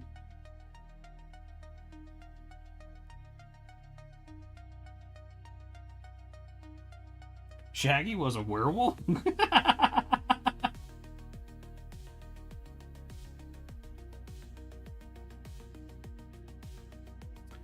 Third section, 30 chapter novel. Each chapter is 1,000 letters.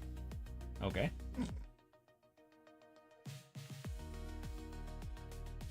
Yeah, just got done inking this one. I'm gonna add the waterworks later. And we're gonna finish inking this one.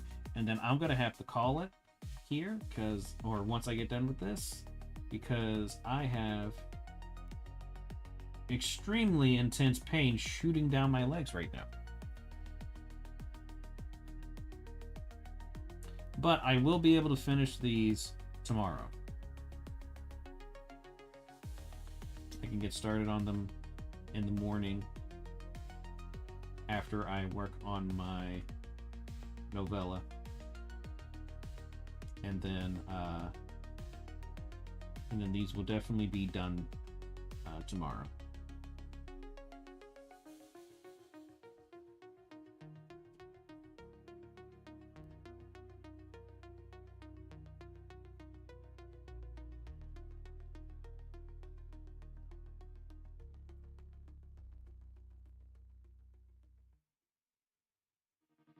Hello, Angela.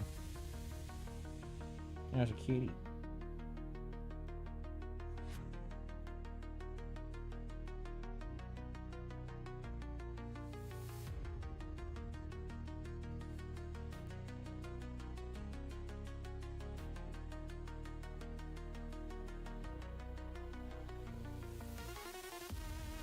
Yeah, this still reads pretty well. even as just the line work.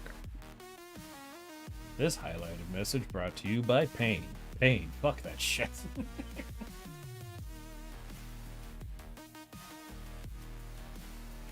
Yeah, that's how I feel.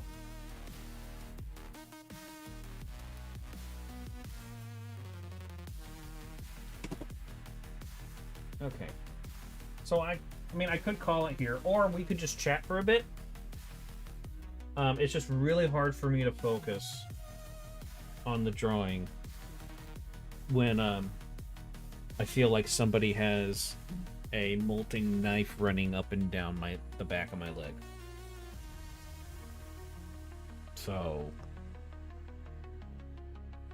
yeah, but I mean, we inked these two things.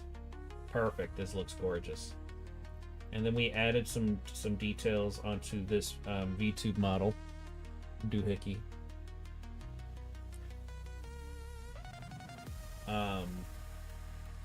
And we talked a lot of shit.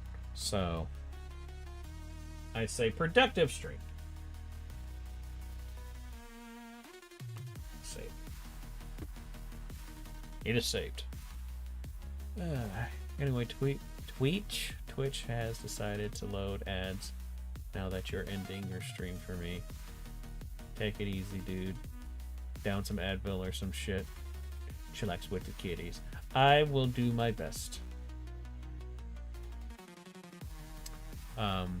But yeah, I guess like we'll hop over here because there's a lot of Major Phee stuff here. So let's just hop over to this scene. There we go. See, I didn't have enough. I needed more. So I feel much better here. But yeah, novella's coming along pretty well. I'm really happy with how it's going. I'm still gonna need to do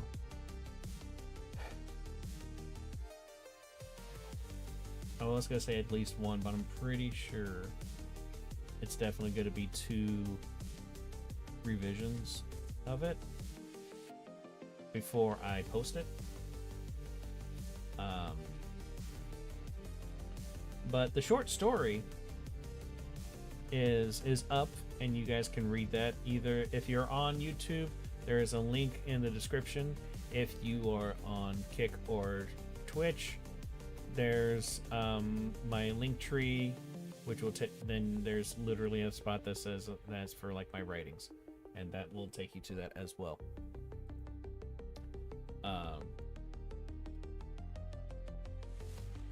But yeah, so the short story was just flowed so much easier than this novella did. I had a really hard time with the first draft of this novella. Probably because I had to delve into a lot of like philosophical and religious stuff. Because like the short story, we learn a bit about how necropoli works. And a little bit of how the education system works. and all that stuff. And then we also see like how that there's a spirit realm and all that.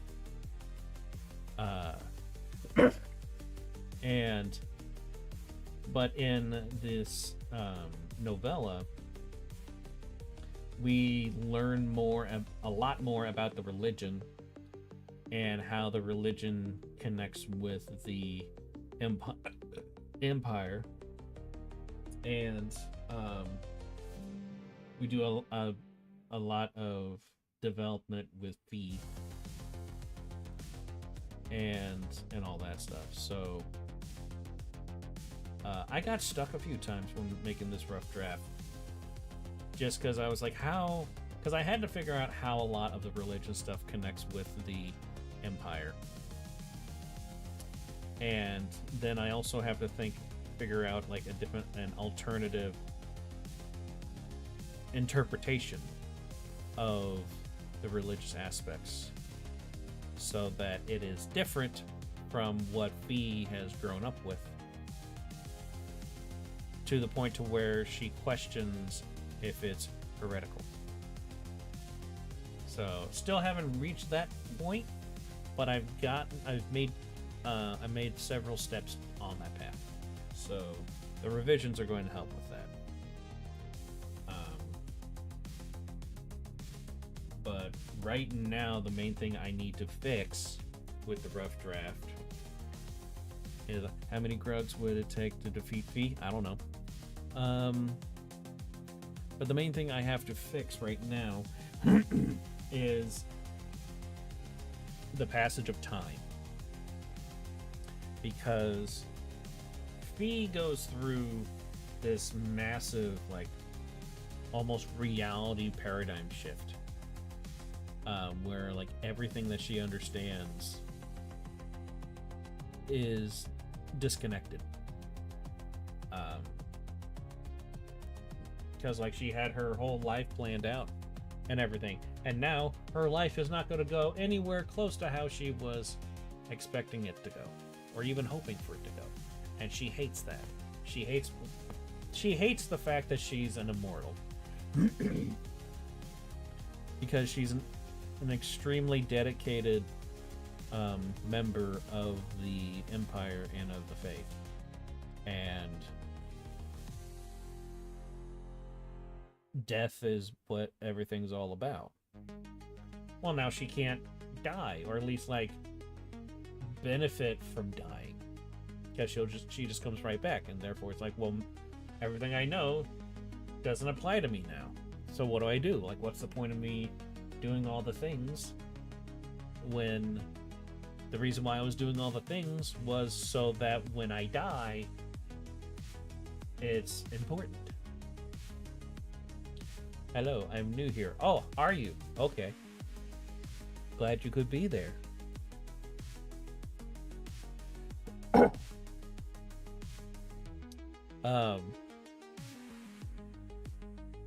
So going through something like that does not take like a couple days to kind of like connect to something else. I know because I've essentially gone through a version of what Phee has gone through. And I think that's another reason why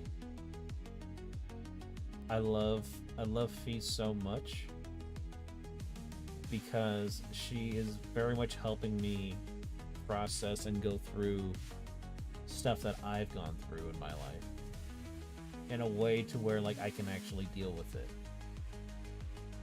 Hey, Merp. We're kind of just chilling now. I'm in an extreme amount of pain, so we did some drawing and now we're just kind of hanging out. And I'm talking about the sequel novella that I've been working on. So the short story is called Loss of Death, and the novella I'm working on is called The Meaning of Death. I'm not sure what I'm going to call the third one. I'll figure that out once I get started on it. But yeah, Phee is really helping me with tackling things that I had no other way of really processing. At least processing in a way to where like I can actually deal with it.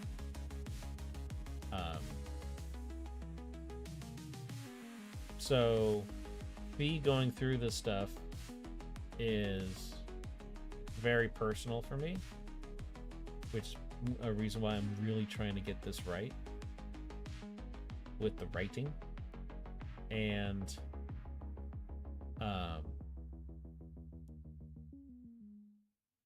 but I also need to address the fact that Phee is an incredibly smart person. Yes, she went like the shit that you see of her on the screen right now. She's an idiot.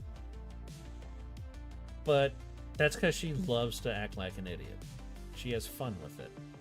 But she's actually an extremely smart person. She's basically the dumbest genius you'll ever meet type of person. And so, trying to keep that in mind when she's processing this information that she's learning while at the what's called the mortahedral, which is essentially a superstructure that is essentially like the Vatican or the Necropole religion. So, like, she has to like process stuff over time, but she's also like capable of doing it faster than most people. And remember, keep in mind, she's a teenager during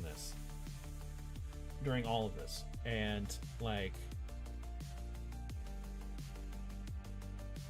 I went through things that were kind of like soul shattering when I was a kid, and when I was in my late teens, and even in my early 20s. Like, I went through at least 2 paradigm shifts. I probably have actually gone through 3, but I don't remember a whole lot about my childhood, so who knows. But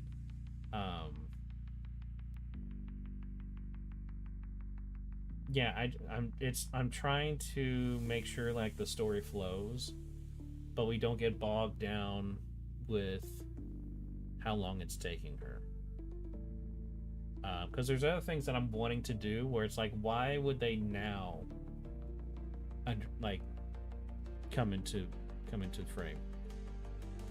Why didn't they do it sooner? So I'm probably gonna have to put in some little hints or little teasers of what's gonna be coming in the next installment. Because essentially, like, the short story, the first one is about life essentially like going off the rails. And what it's like to essentially kind of go through that. And then possibly like being told like there's some there could be answers for you. This novella I'm working on, Meaning of Death, is about her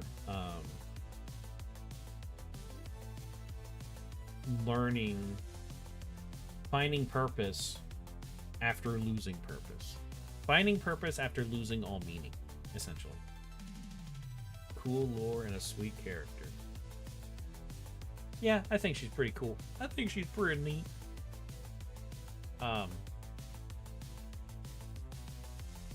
So yeah, this Meaning of Death, like, it's literally in the title. Like, she learns a new meaning for death in a way to where she can incorporate that into her being an immortal, so that she can have purpose, and then and that's the stepping stone to which she becomes the person we all know and love. And then the third one, I haven't quite decided yet exactly what the theme is.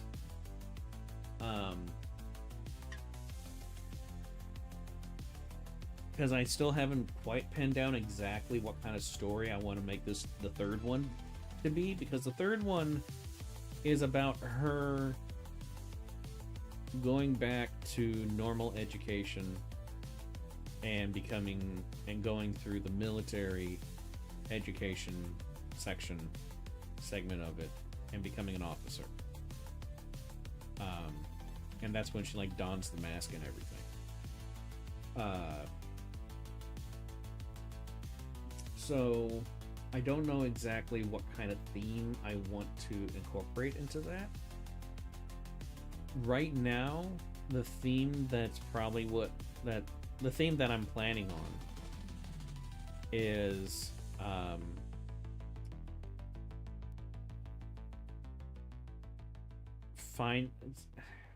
trying to find the right words for this. Finding the person who you are to be will always come with opposition of some sort. Because that's when we kind of learn what her relationship with the political sphere of Necropole is going to look like. And we're going to get an idea of how the Empire, the people of the Empire, react to her. And everything like that. And it's going to be the start of her going up against a lot of opposition.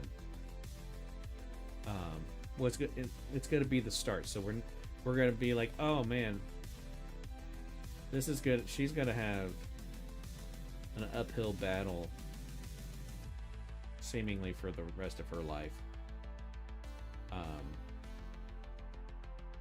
From the perspective of, like, at the very beginning of it. Because she's essentially always going to be in opposition of most of the Extemortes. She only ever really has like friendly relations with like the ones who are in the military. But the ones in the military already don't really like the ones that are in the politics, so like at least she has some connection with some others like that. But those are only like 5 or 6 out of like 123. So plush Banana Man toy, 16 inches, weird Banana Man doll with... You just copied and pasted a item description, didn't you? How many you want? Oh god.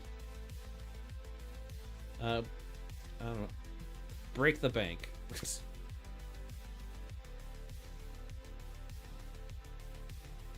However many was going to break the bank, do that.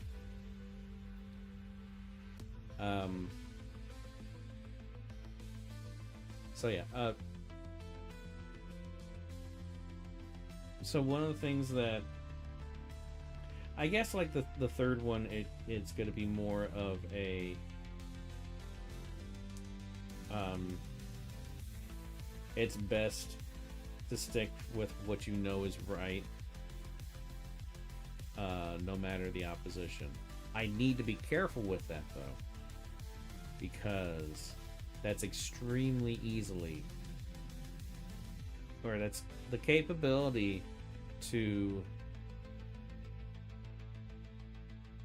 not necessarily misinterpret, but to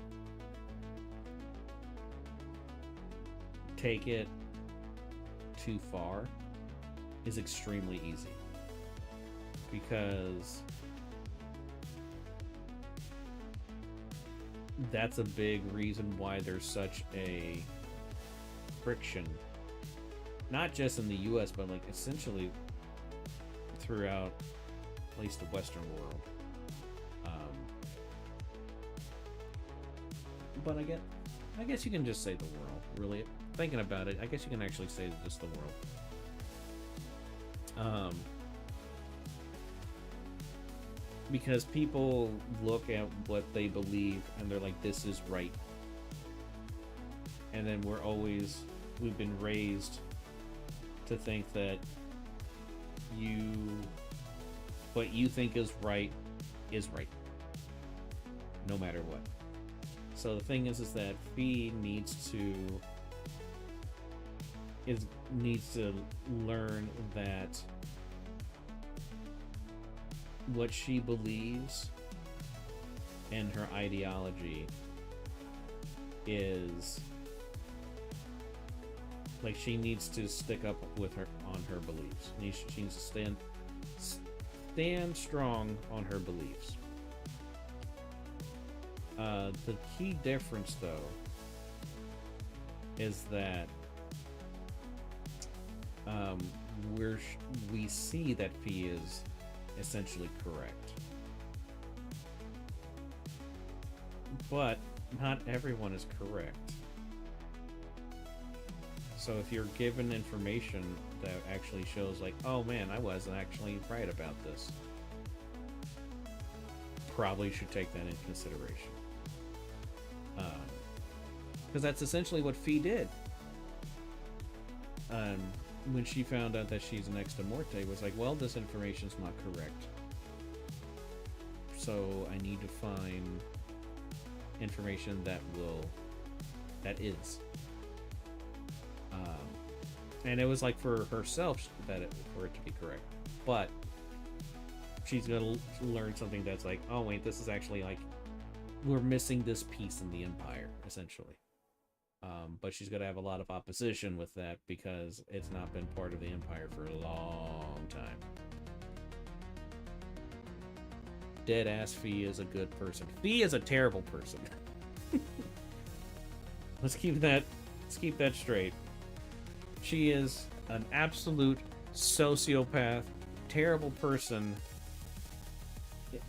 from the perspective of our morals. Because she's a sweetheart and she wants what's best and all that stuff, but she's also extremely xenophobic and extremely religious. That doesn't make her a terrible person, but it's the faith that does it.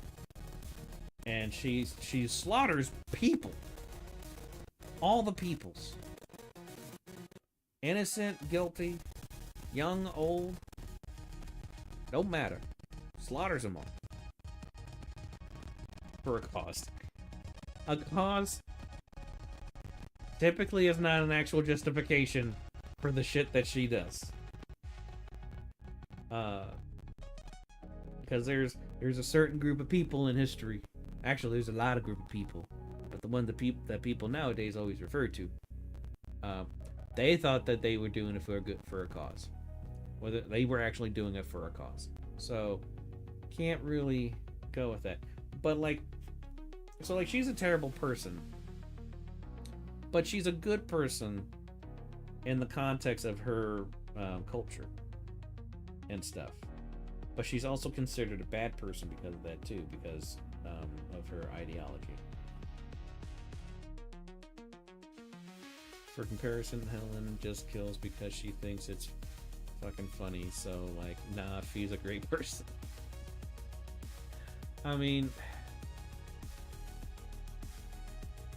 Phee has been raised to idolize death and stuff, because that's the culture and everything.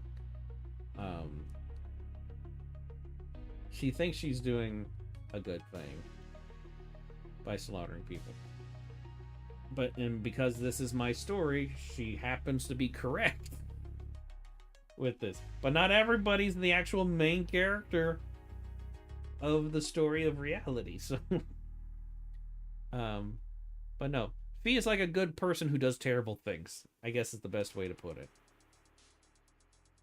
But the amount of terrible things that she does, it does not make her a good person, because it outweighs the bad that she does outweighs the good that she is, essentially.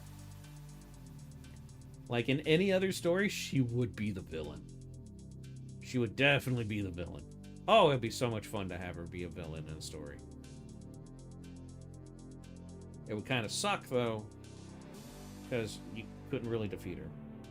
At least she has a reason. I guess you can go with that. But like having Phee as a villain in a story, like,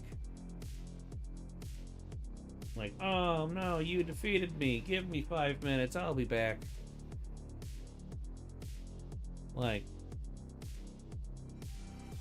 in the vast majority of cases, unless like certain things happened, which there are ways to like permanently defeat Phee, or maybe not like ultimately permanently, but permanently,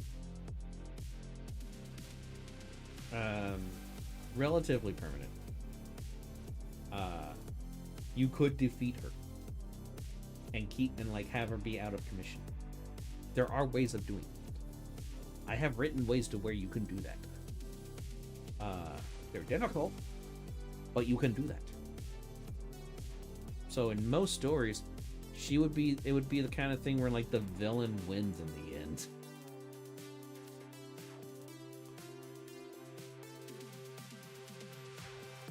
And then everyone's like, that was a depressing ending.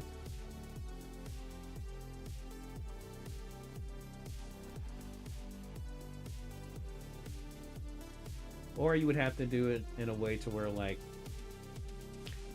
Phee wins, the heroes do get away though to fight another day. So like an Empire Strikes Back type of thing.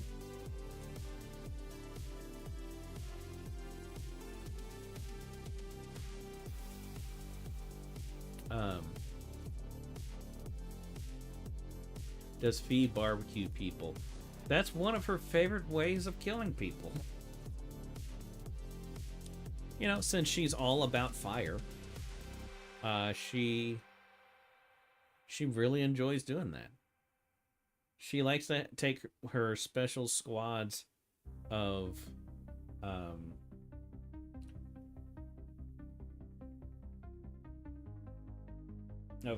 fire flingers, basically,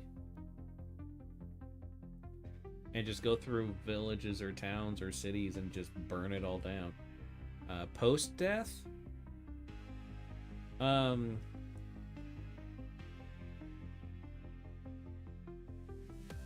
mean, she's partaken in a few.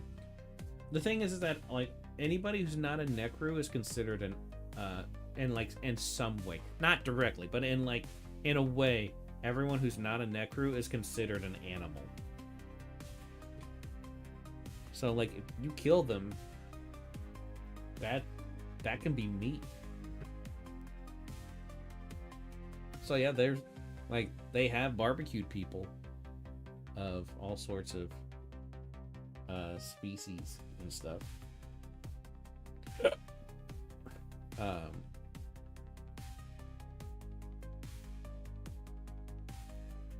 And like way back in the day, long before Phee was ever born, they did that to a whole bunch. That just to see if they could eat these different creatures and stuff. So it was more like experimenting it back in the day, and it was really dangerous because they found out that there was a lot of them they could not eat. Okay, but is it her go-to? No, because she does not experience hunger. So it's not her go-to, because eating is not really her go-to thing. She likes to eat because she enjoys the process. She enjoys the taste of things.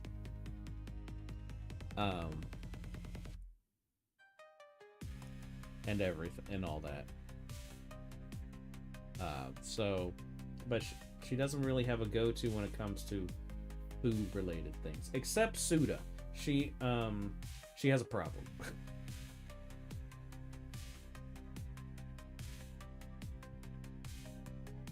I still get kind of a kick out of that one answer that she did, asking if she drinks gallons of blood, and she's holding a bucket that says blood on it, and she's got those fangs taped onto her face. Like, would she go out of her way to kill someone, butcher them, and fry them up? No, because again, she does not crave food for sustenance. Therefore, she doesn't really think about killing someone specifically to eat them. She just thinks about killing them, and then it's more of an afterthought. Boom, yet another reason why she's a good person. Because she doesn't even think of the people as food. Like, she thinks of them as less than food. Because, again, that's a cultural thing. Like, if Phee was not from Necropolis, she would be a good person through and through. The problem is that she's from a horrible culture. A culture that has practically mutilated its own people permanently. And is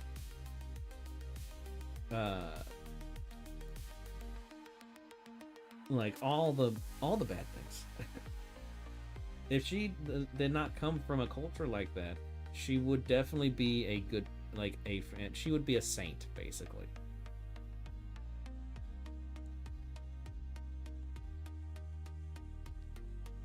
I can fix her, motherfucker. Motherfuckers when they get their backs ripped out and used as clubs. Sure you can, but it's just as soon as you can get back up.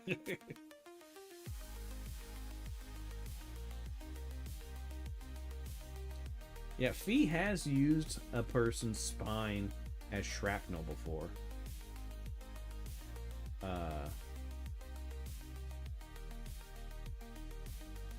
Because she hit them with her bat so hard that their spine exploded out their back and fucked up the people that were behind them.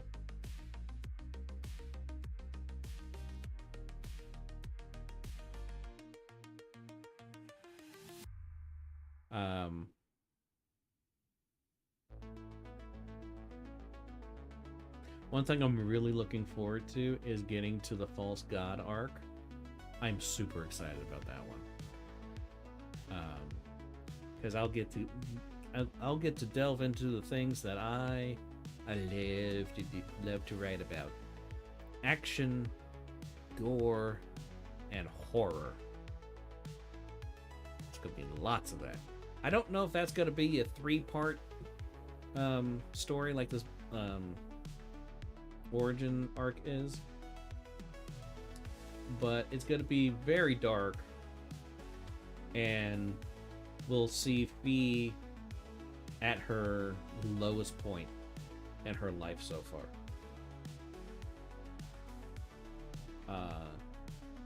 And it's not a happy ending for her at all.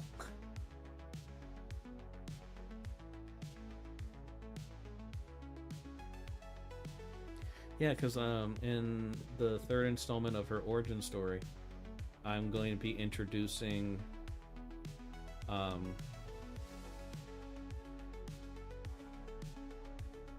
Cormate Holt, who's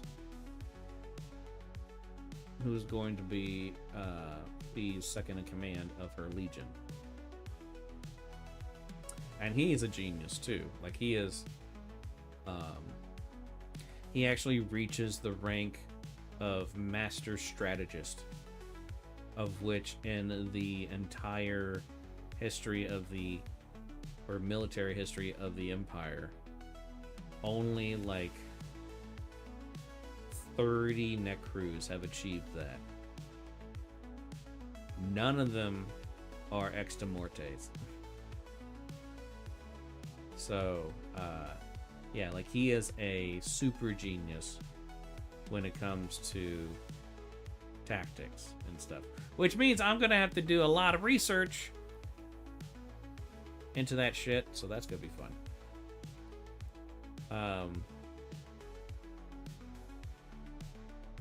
But, yeah.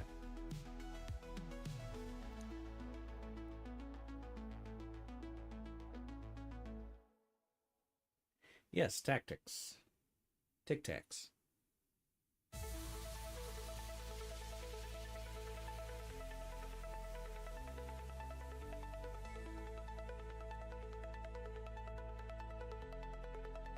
Yeah, he's gonna be like one of those master strategists type of people. Ask us and thou shalt receive. I'll keep that in mind. I have a couple people that I can use as a resource for when I get to that stuff.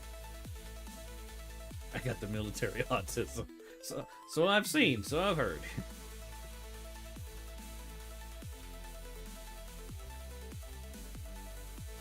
But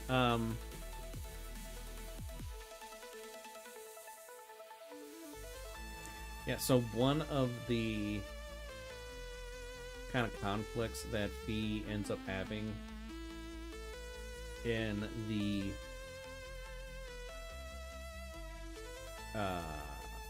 third installment, and then it'll definitely come across by the end of the False God arc, is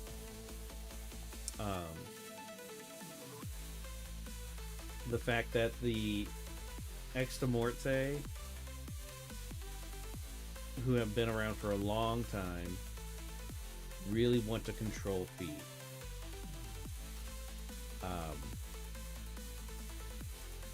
Partially it's because Phee already has like a rebellious spirit, essentially, and which is why, like, you saw this in the first in the short story in Loss of Death, where she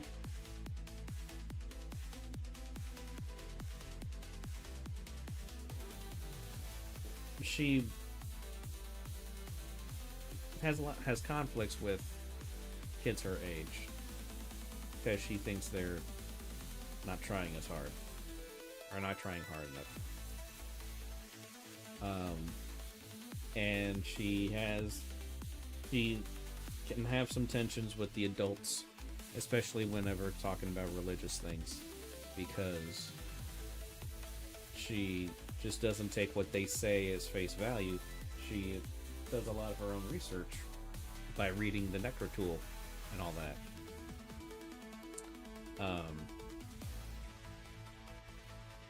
And then, like, when she's discovered that she's immortal, she doesn't just go along with everybody being like, "Oh my, this is great!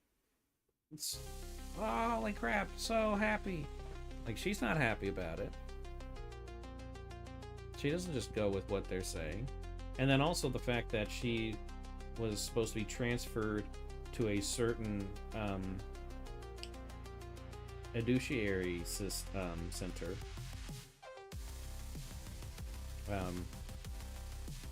Educia is education. That's what the Necru call it. But she was supposed to go to the like top rank religious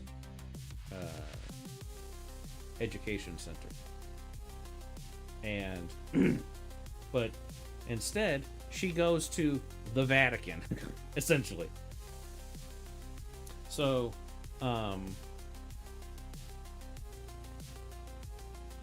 yeah, so in the third installment, there's definitely going to be a bunch, or a few, at least a few scenes where someone tries to manipulate her, not convince her, but manipulate her into going either to the religious school that she was originally supposed to be transferred to, or go to a like very prestigious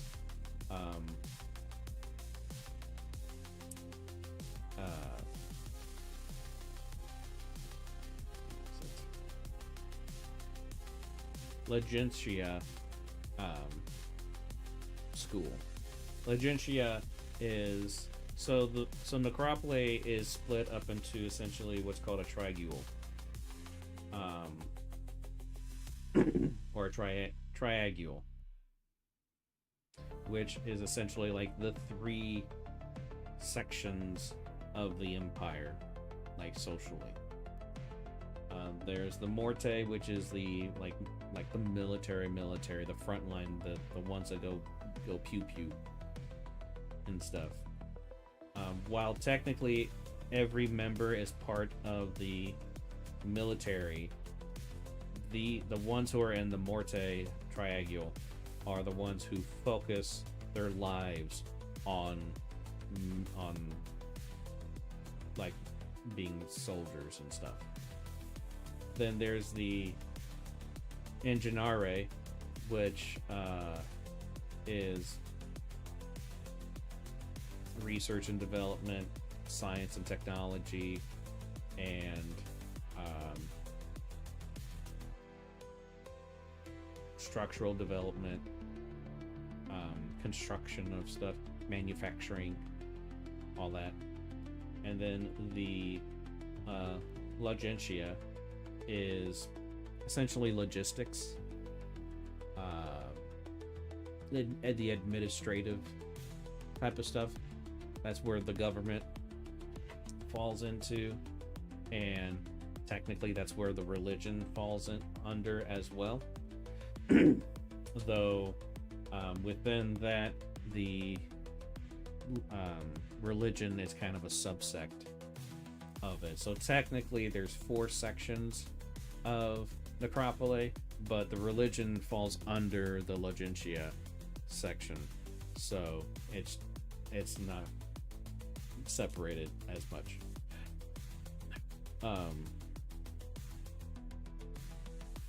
And so there's one particular Extremorte who kind of becomes a rival with Phee because they're very controlling and they want Phee to do what they want. And Fee's like, no, I've got my own thing going on. Thanks though, but no.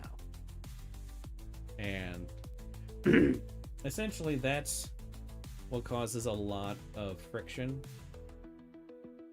between her and the other Extremorte, because that one is one of the older one, like one of the oldest, like within the first 30 Extremortes that were born.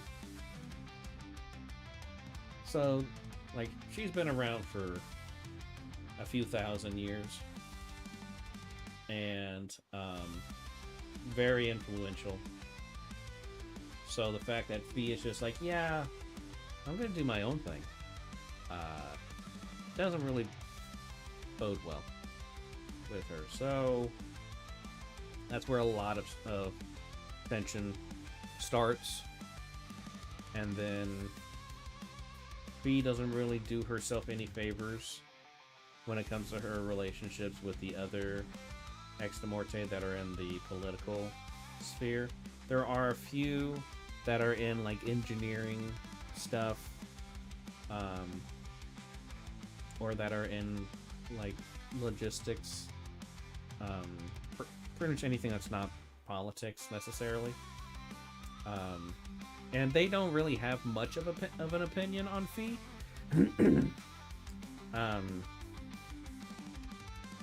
And then the others that are in the Morte section, they kind of like her because she's really good at what she does, and they also it's kind of that like class rivalry type of thing, where it's like political eggheads are trying to control things with the military, and they don't do anything in the military, even though they have combat training, but they don't do anything on the front lines or anything like that. Essentially, they're given training so that if they have to, every single member of the Empire can be put on the front line. It's just that they've been doing this for so long, and they're so good at making new Necrus that essentially those who do not go into triangules that are not into triangules that their kind of subclass within there has no connection with the front line. So like you can have like like the mechanics and stuff. Those fall into the engineeri. Engineeri, whatever. But there's field versions of them. Those are the mechanics that work on the tanks and planes and all that stuff.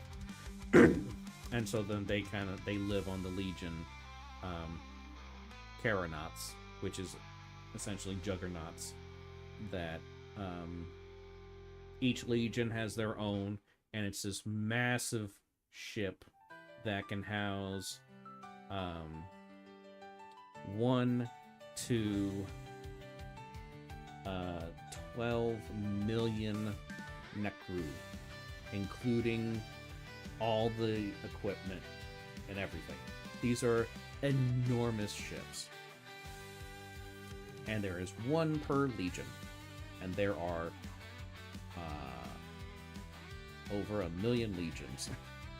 Well over 1 million.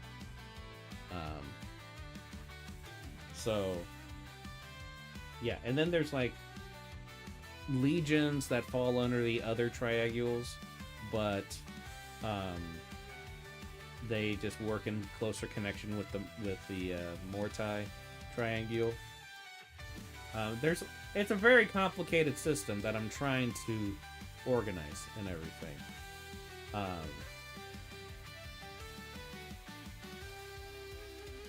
And I have a lot of fun figuring this stuff out. But yeah, basically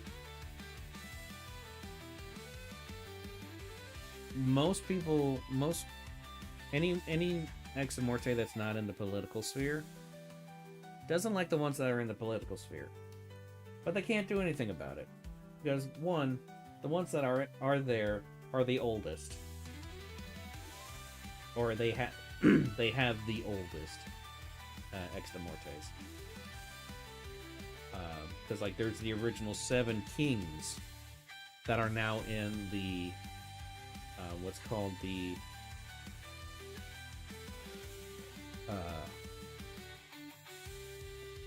goddamn the Examorte Coulier or Caule, that's what it is.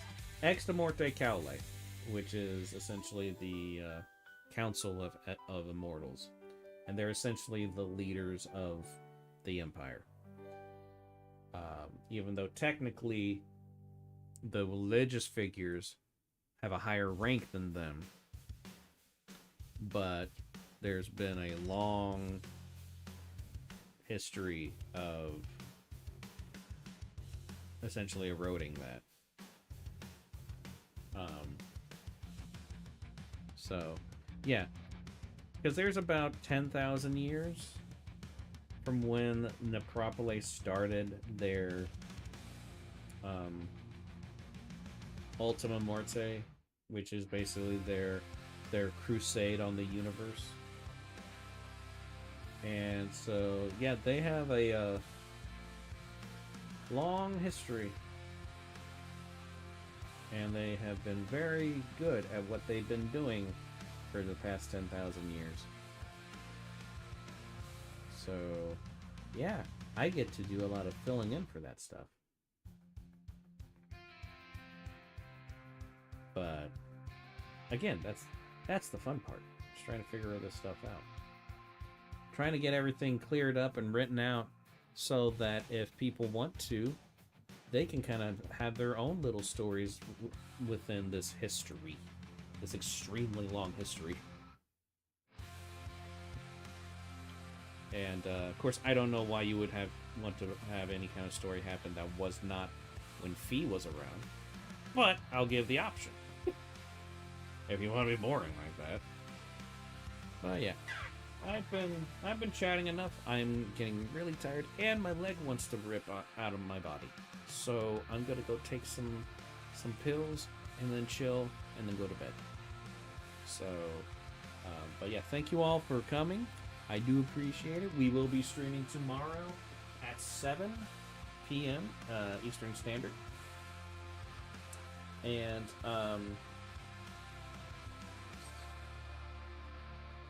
yeah.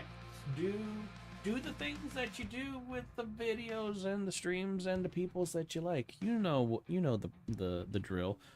But I will also let you know, please make sure you click the bells and stuff if that's an option, because otherwise you will not find out that I'm doing anything. And I am finding out more and more that there are loads of places that have actually shadow banned me, like TikTok. I'm shadow banned on TikTok. I don't know why, but I'm shadow banned on there. How do I know? 5 videos I have posted recently. None of them, only one of them has more than 10 views, and it's 11 views. The rest of them have less. 2 of them have 0. So yeah, TikTok has essentially shadow banned me. So I'm trying to post things on like Instagram and stuff, even though I don't want to, but I gotta do something. So yeah, check out the merch store. There's gonna be a big update on the store. I don't know when, but there's going to be one probably in the next few months.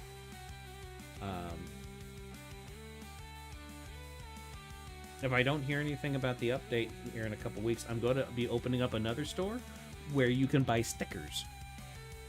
And I'm going to have lots of stickers that you can buy. So, keep your eye out for that. Yeah, I'm gonna be posting more videos on YouTube and all that. Tomorrow, play Fallout 3. Do I have Fallout 3?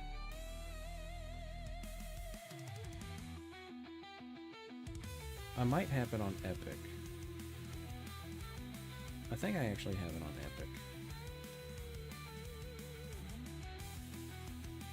I have Fallout 1, 2, 4, New Vegas, and Shelter. Okay. At least on Steam. I think I have it on Epic. I would have to check that. But, New Vegas then? I might. I like New Vegas. New Vegas is probably my favorite. Like just baseline game. Well, baseline game, I would have to say is my favorite. I don't like the baseline game for 4. I just don't. You have to mod that one for it to be fun. Because I played it several times. I beat it several times. Unmodded. And I was like, okay, cool. Well, that was 20 hours.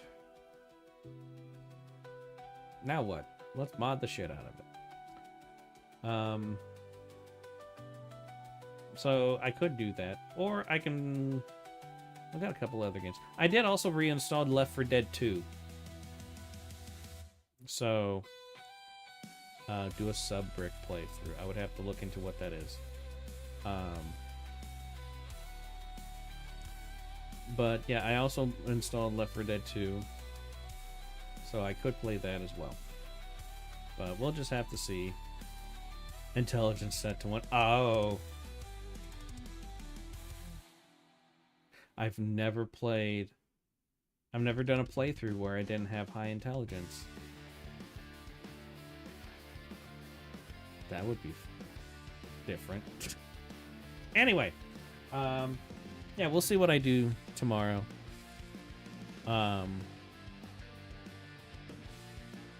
What else? I mean, I've been talking about the short story and stuff. Go read the short story. It's good. When I compile everything, I'm going to rewrite it a little bit to fix some things to make it flow better with the others. But yeah, I will actually be publishing that in actual book that you could purchase and support me. Wouldn't that be nice? I also have a Ko-Fi. It's basically a tip jar. But you can also get free downloads, full resolution downloads of the vast majority of drawings I've ever made. So check out all that stuff. Laughs and poor. I know. Yeah.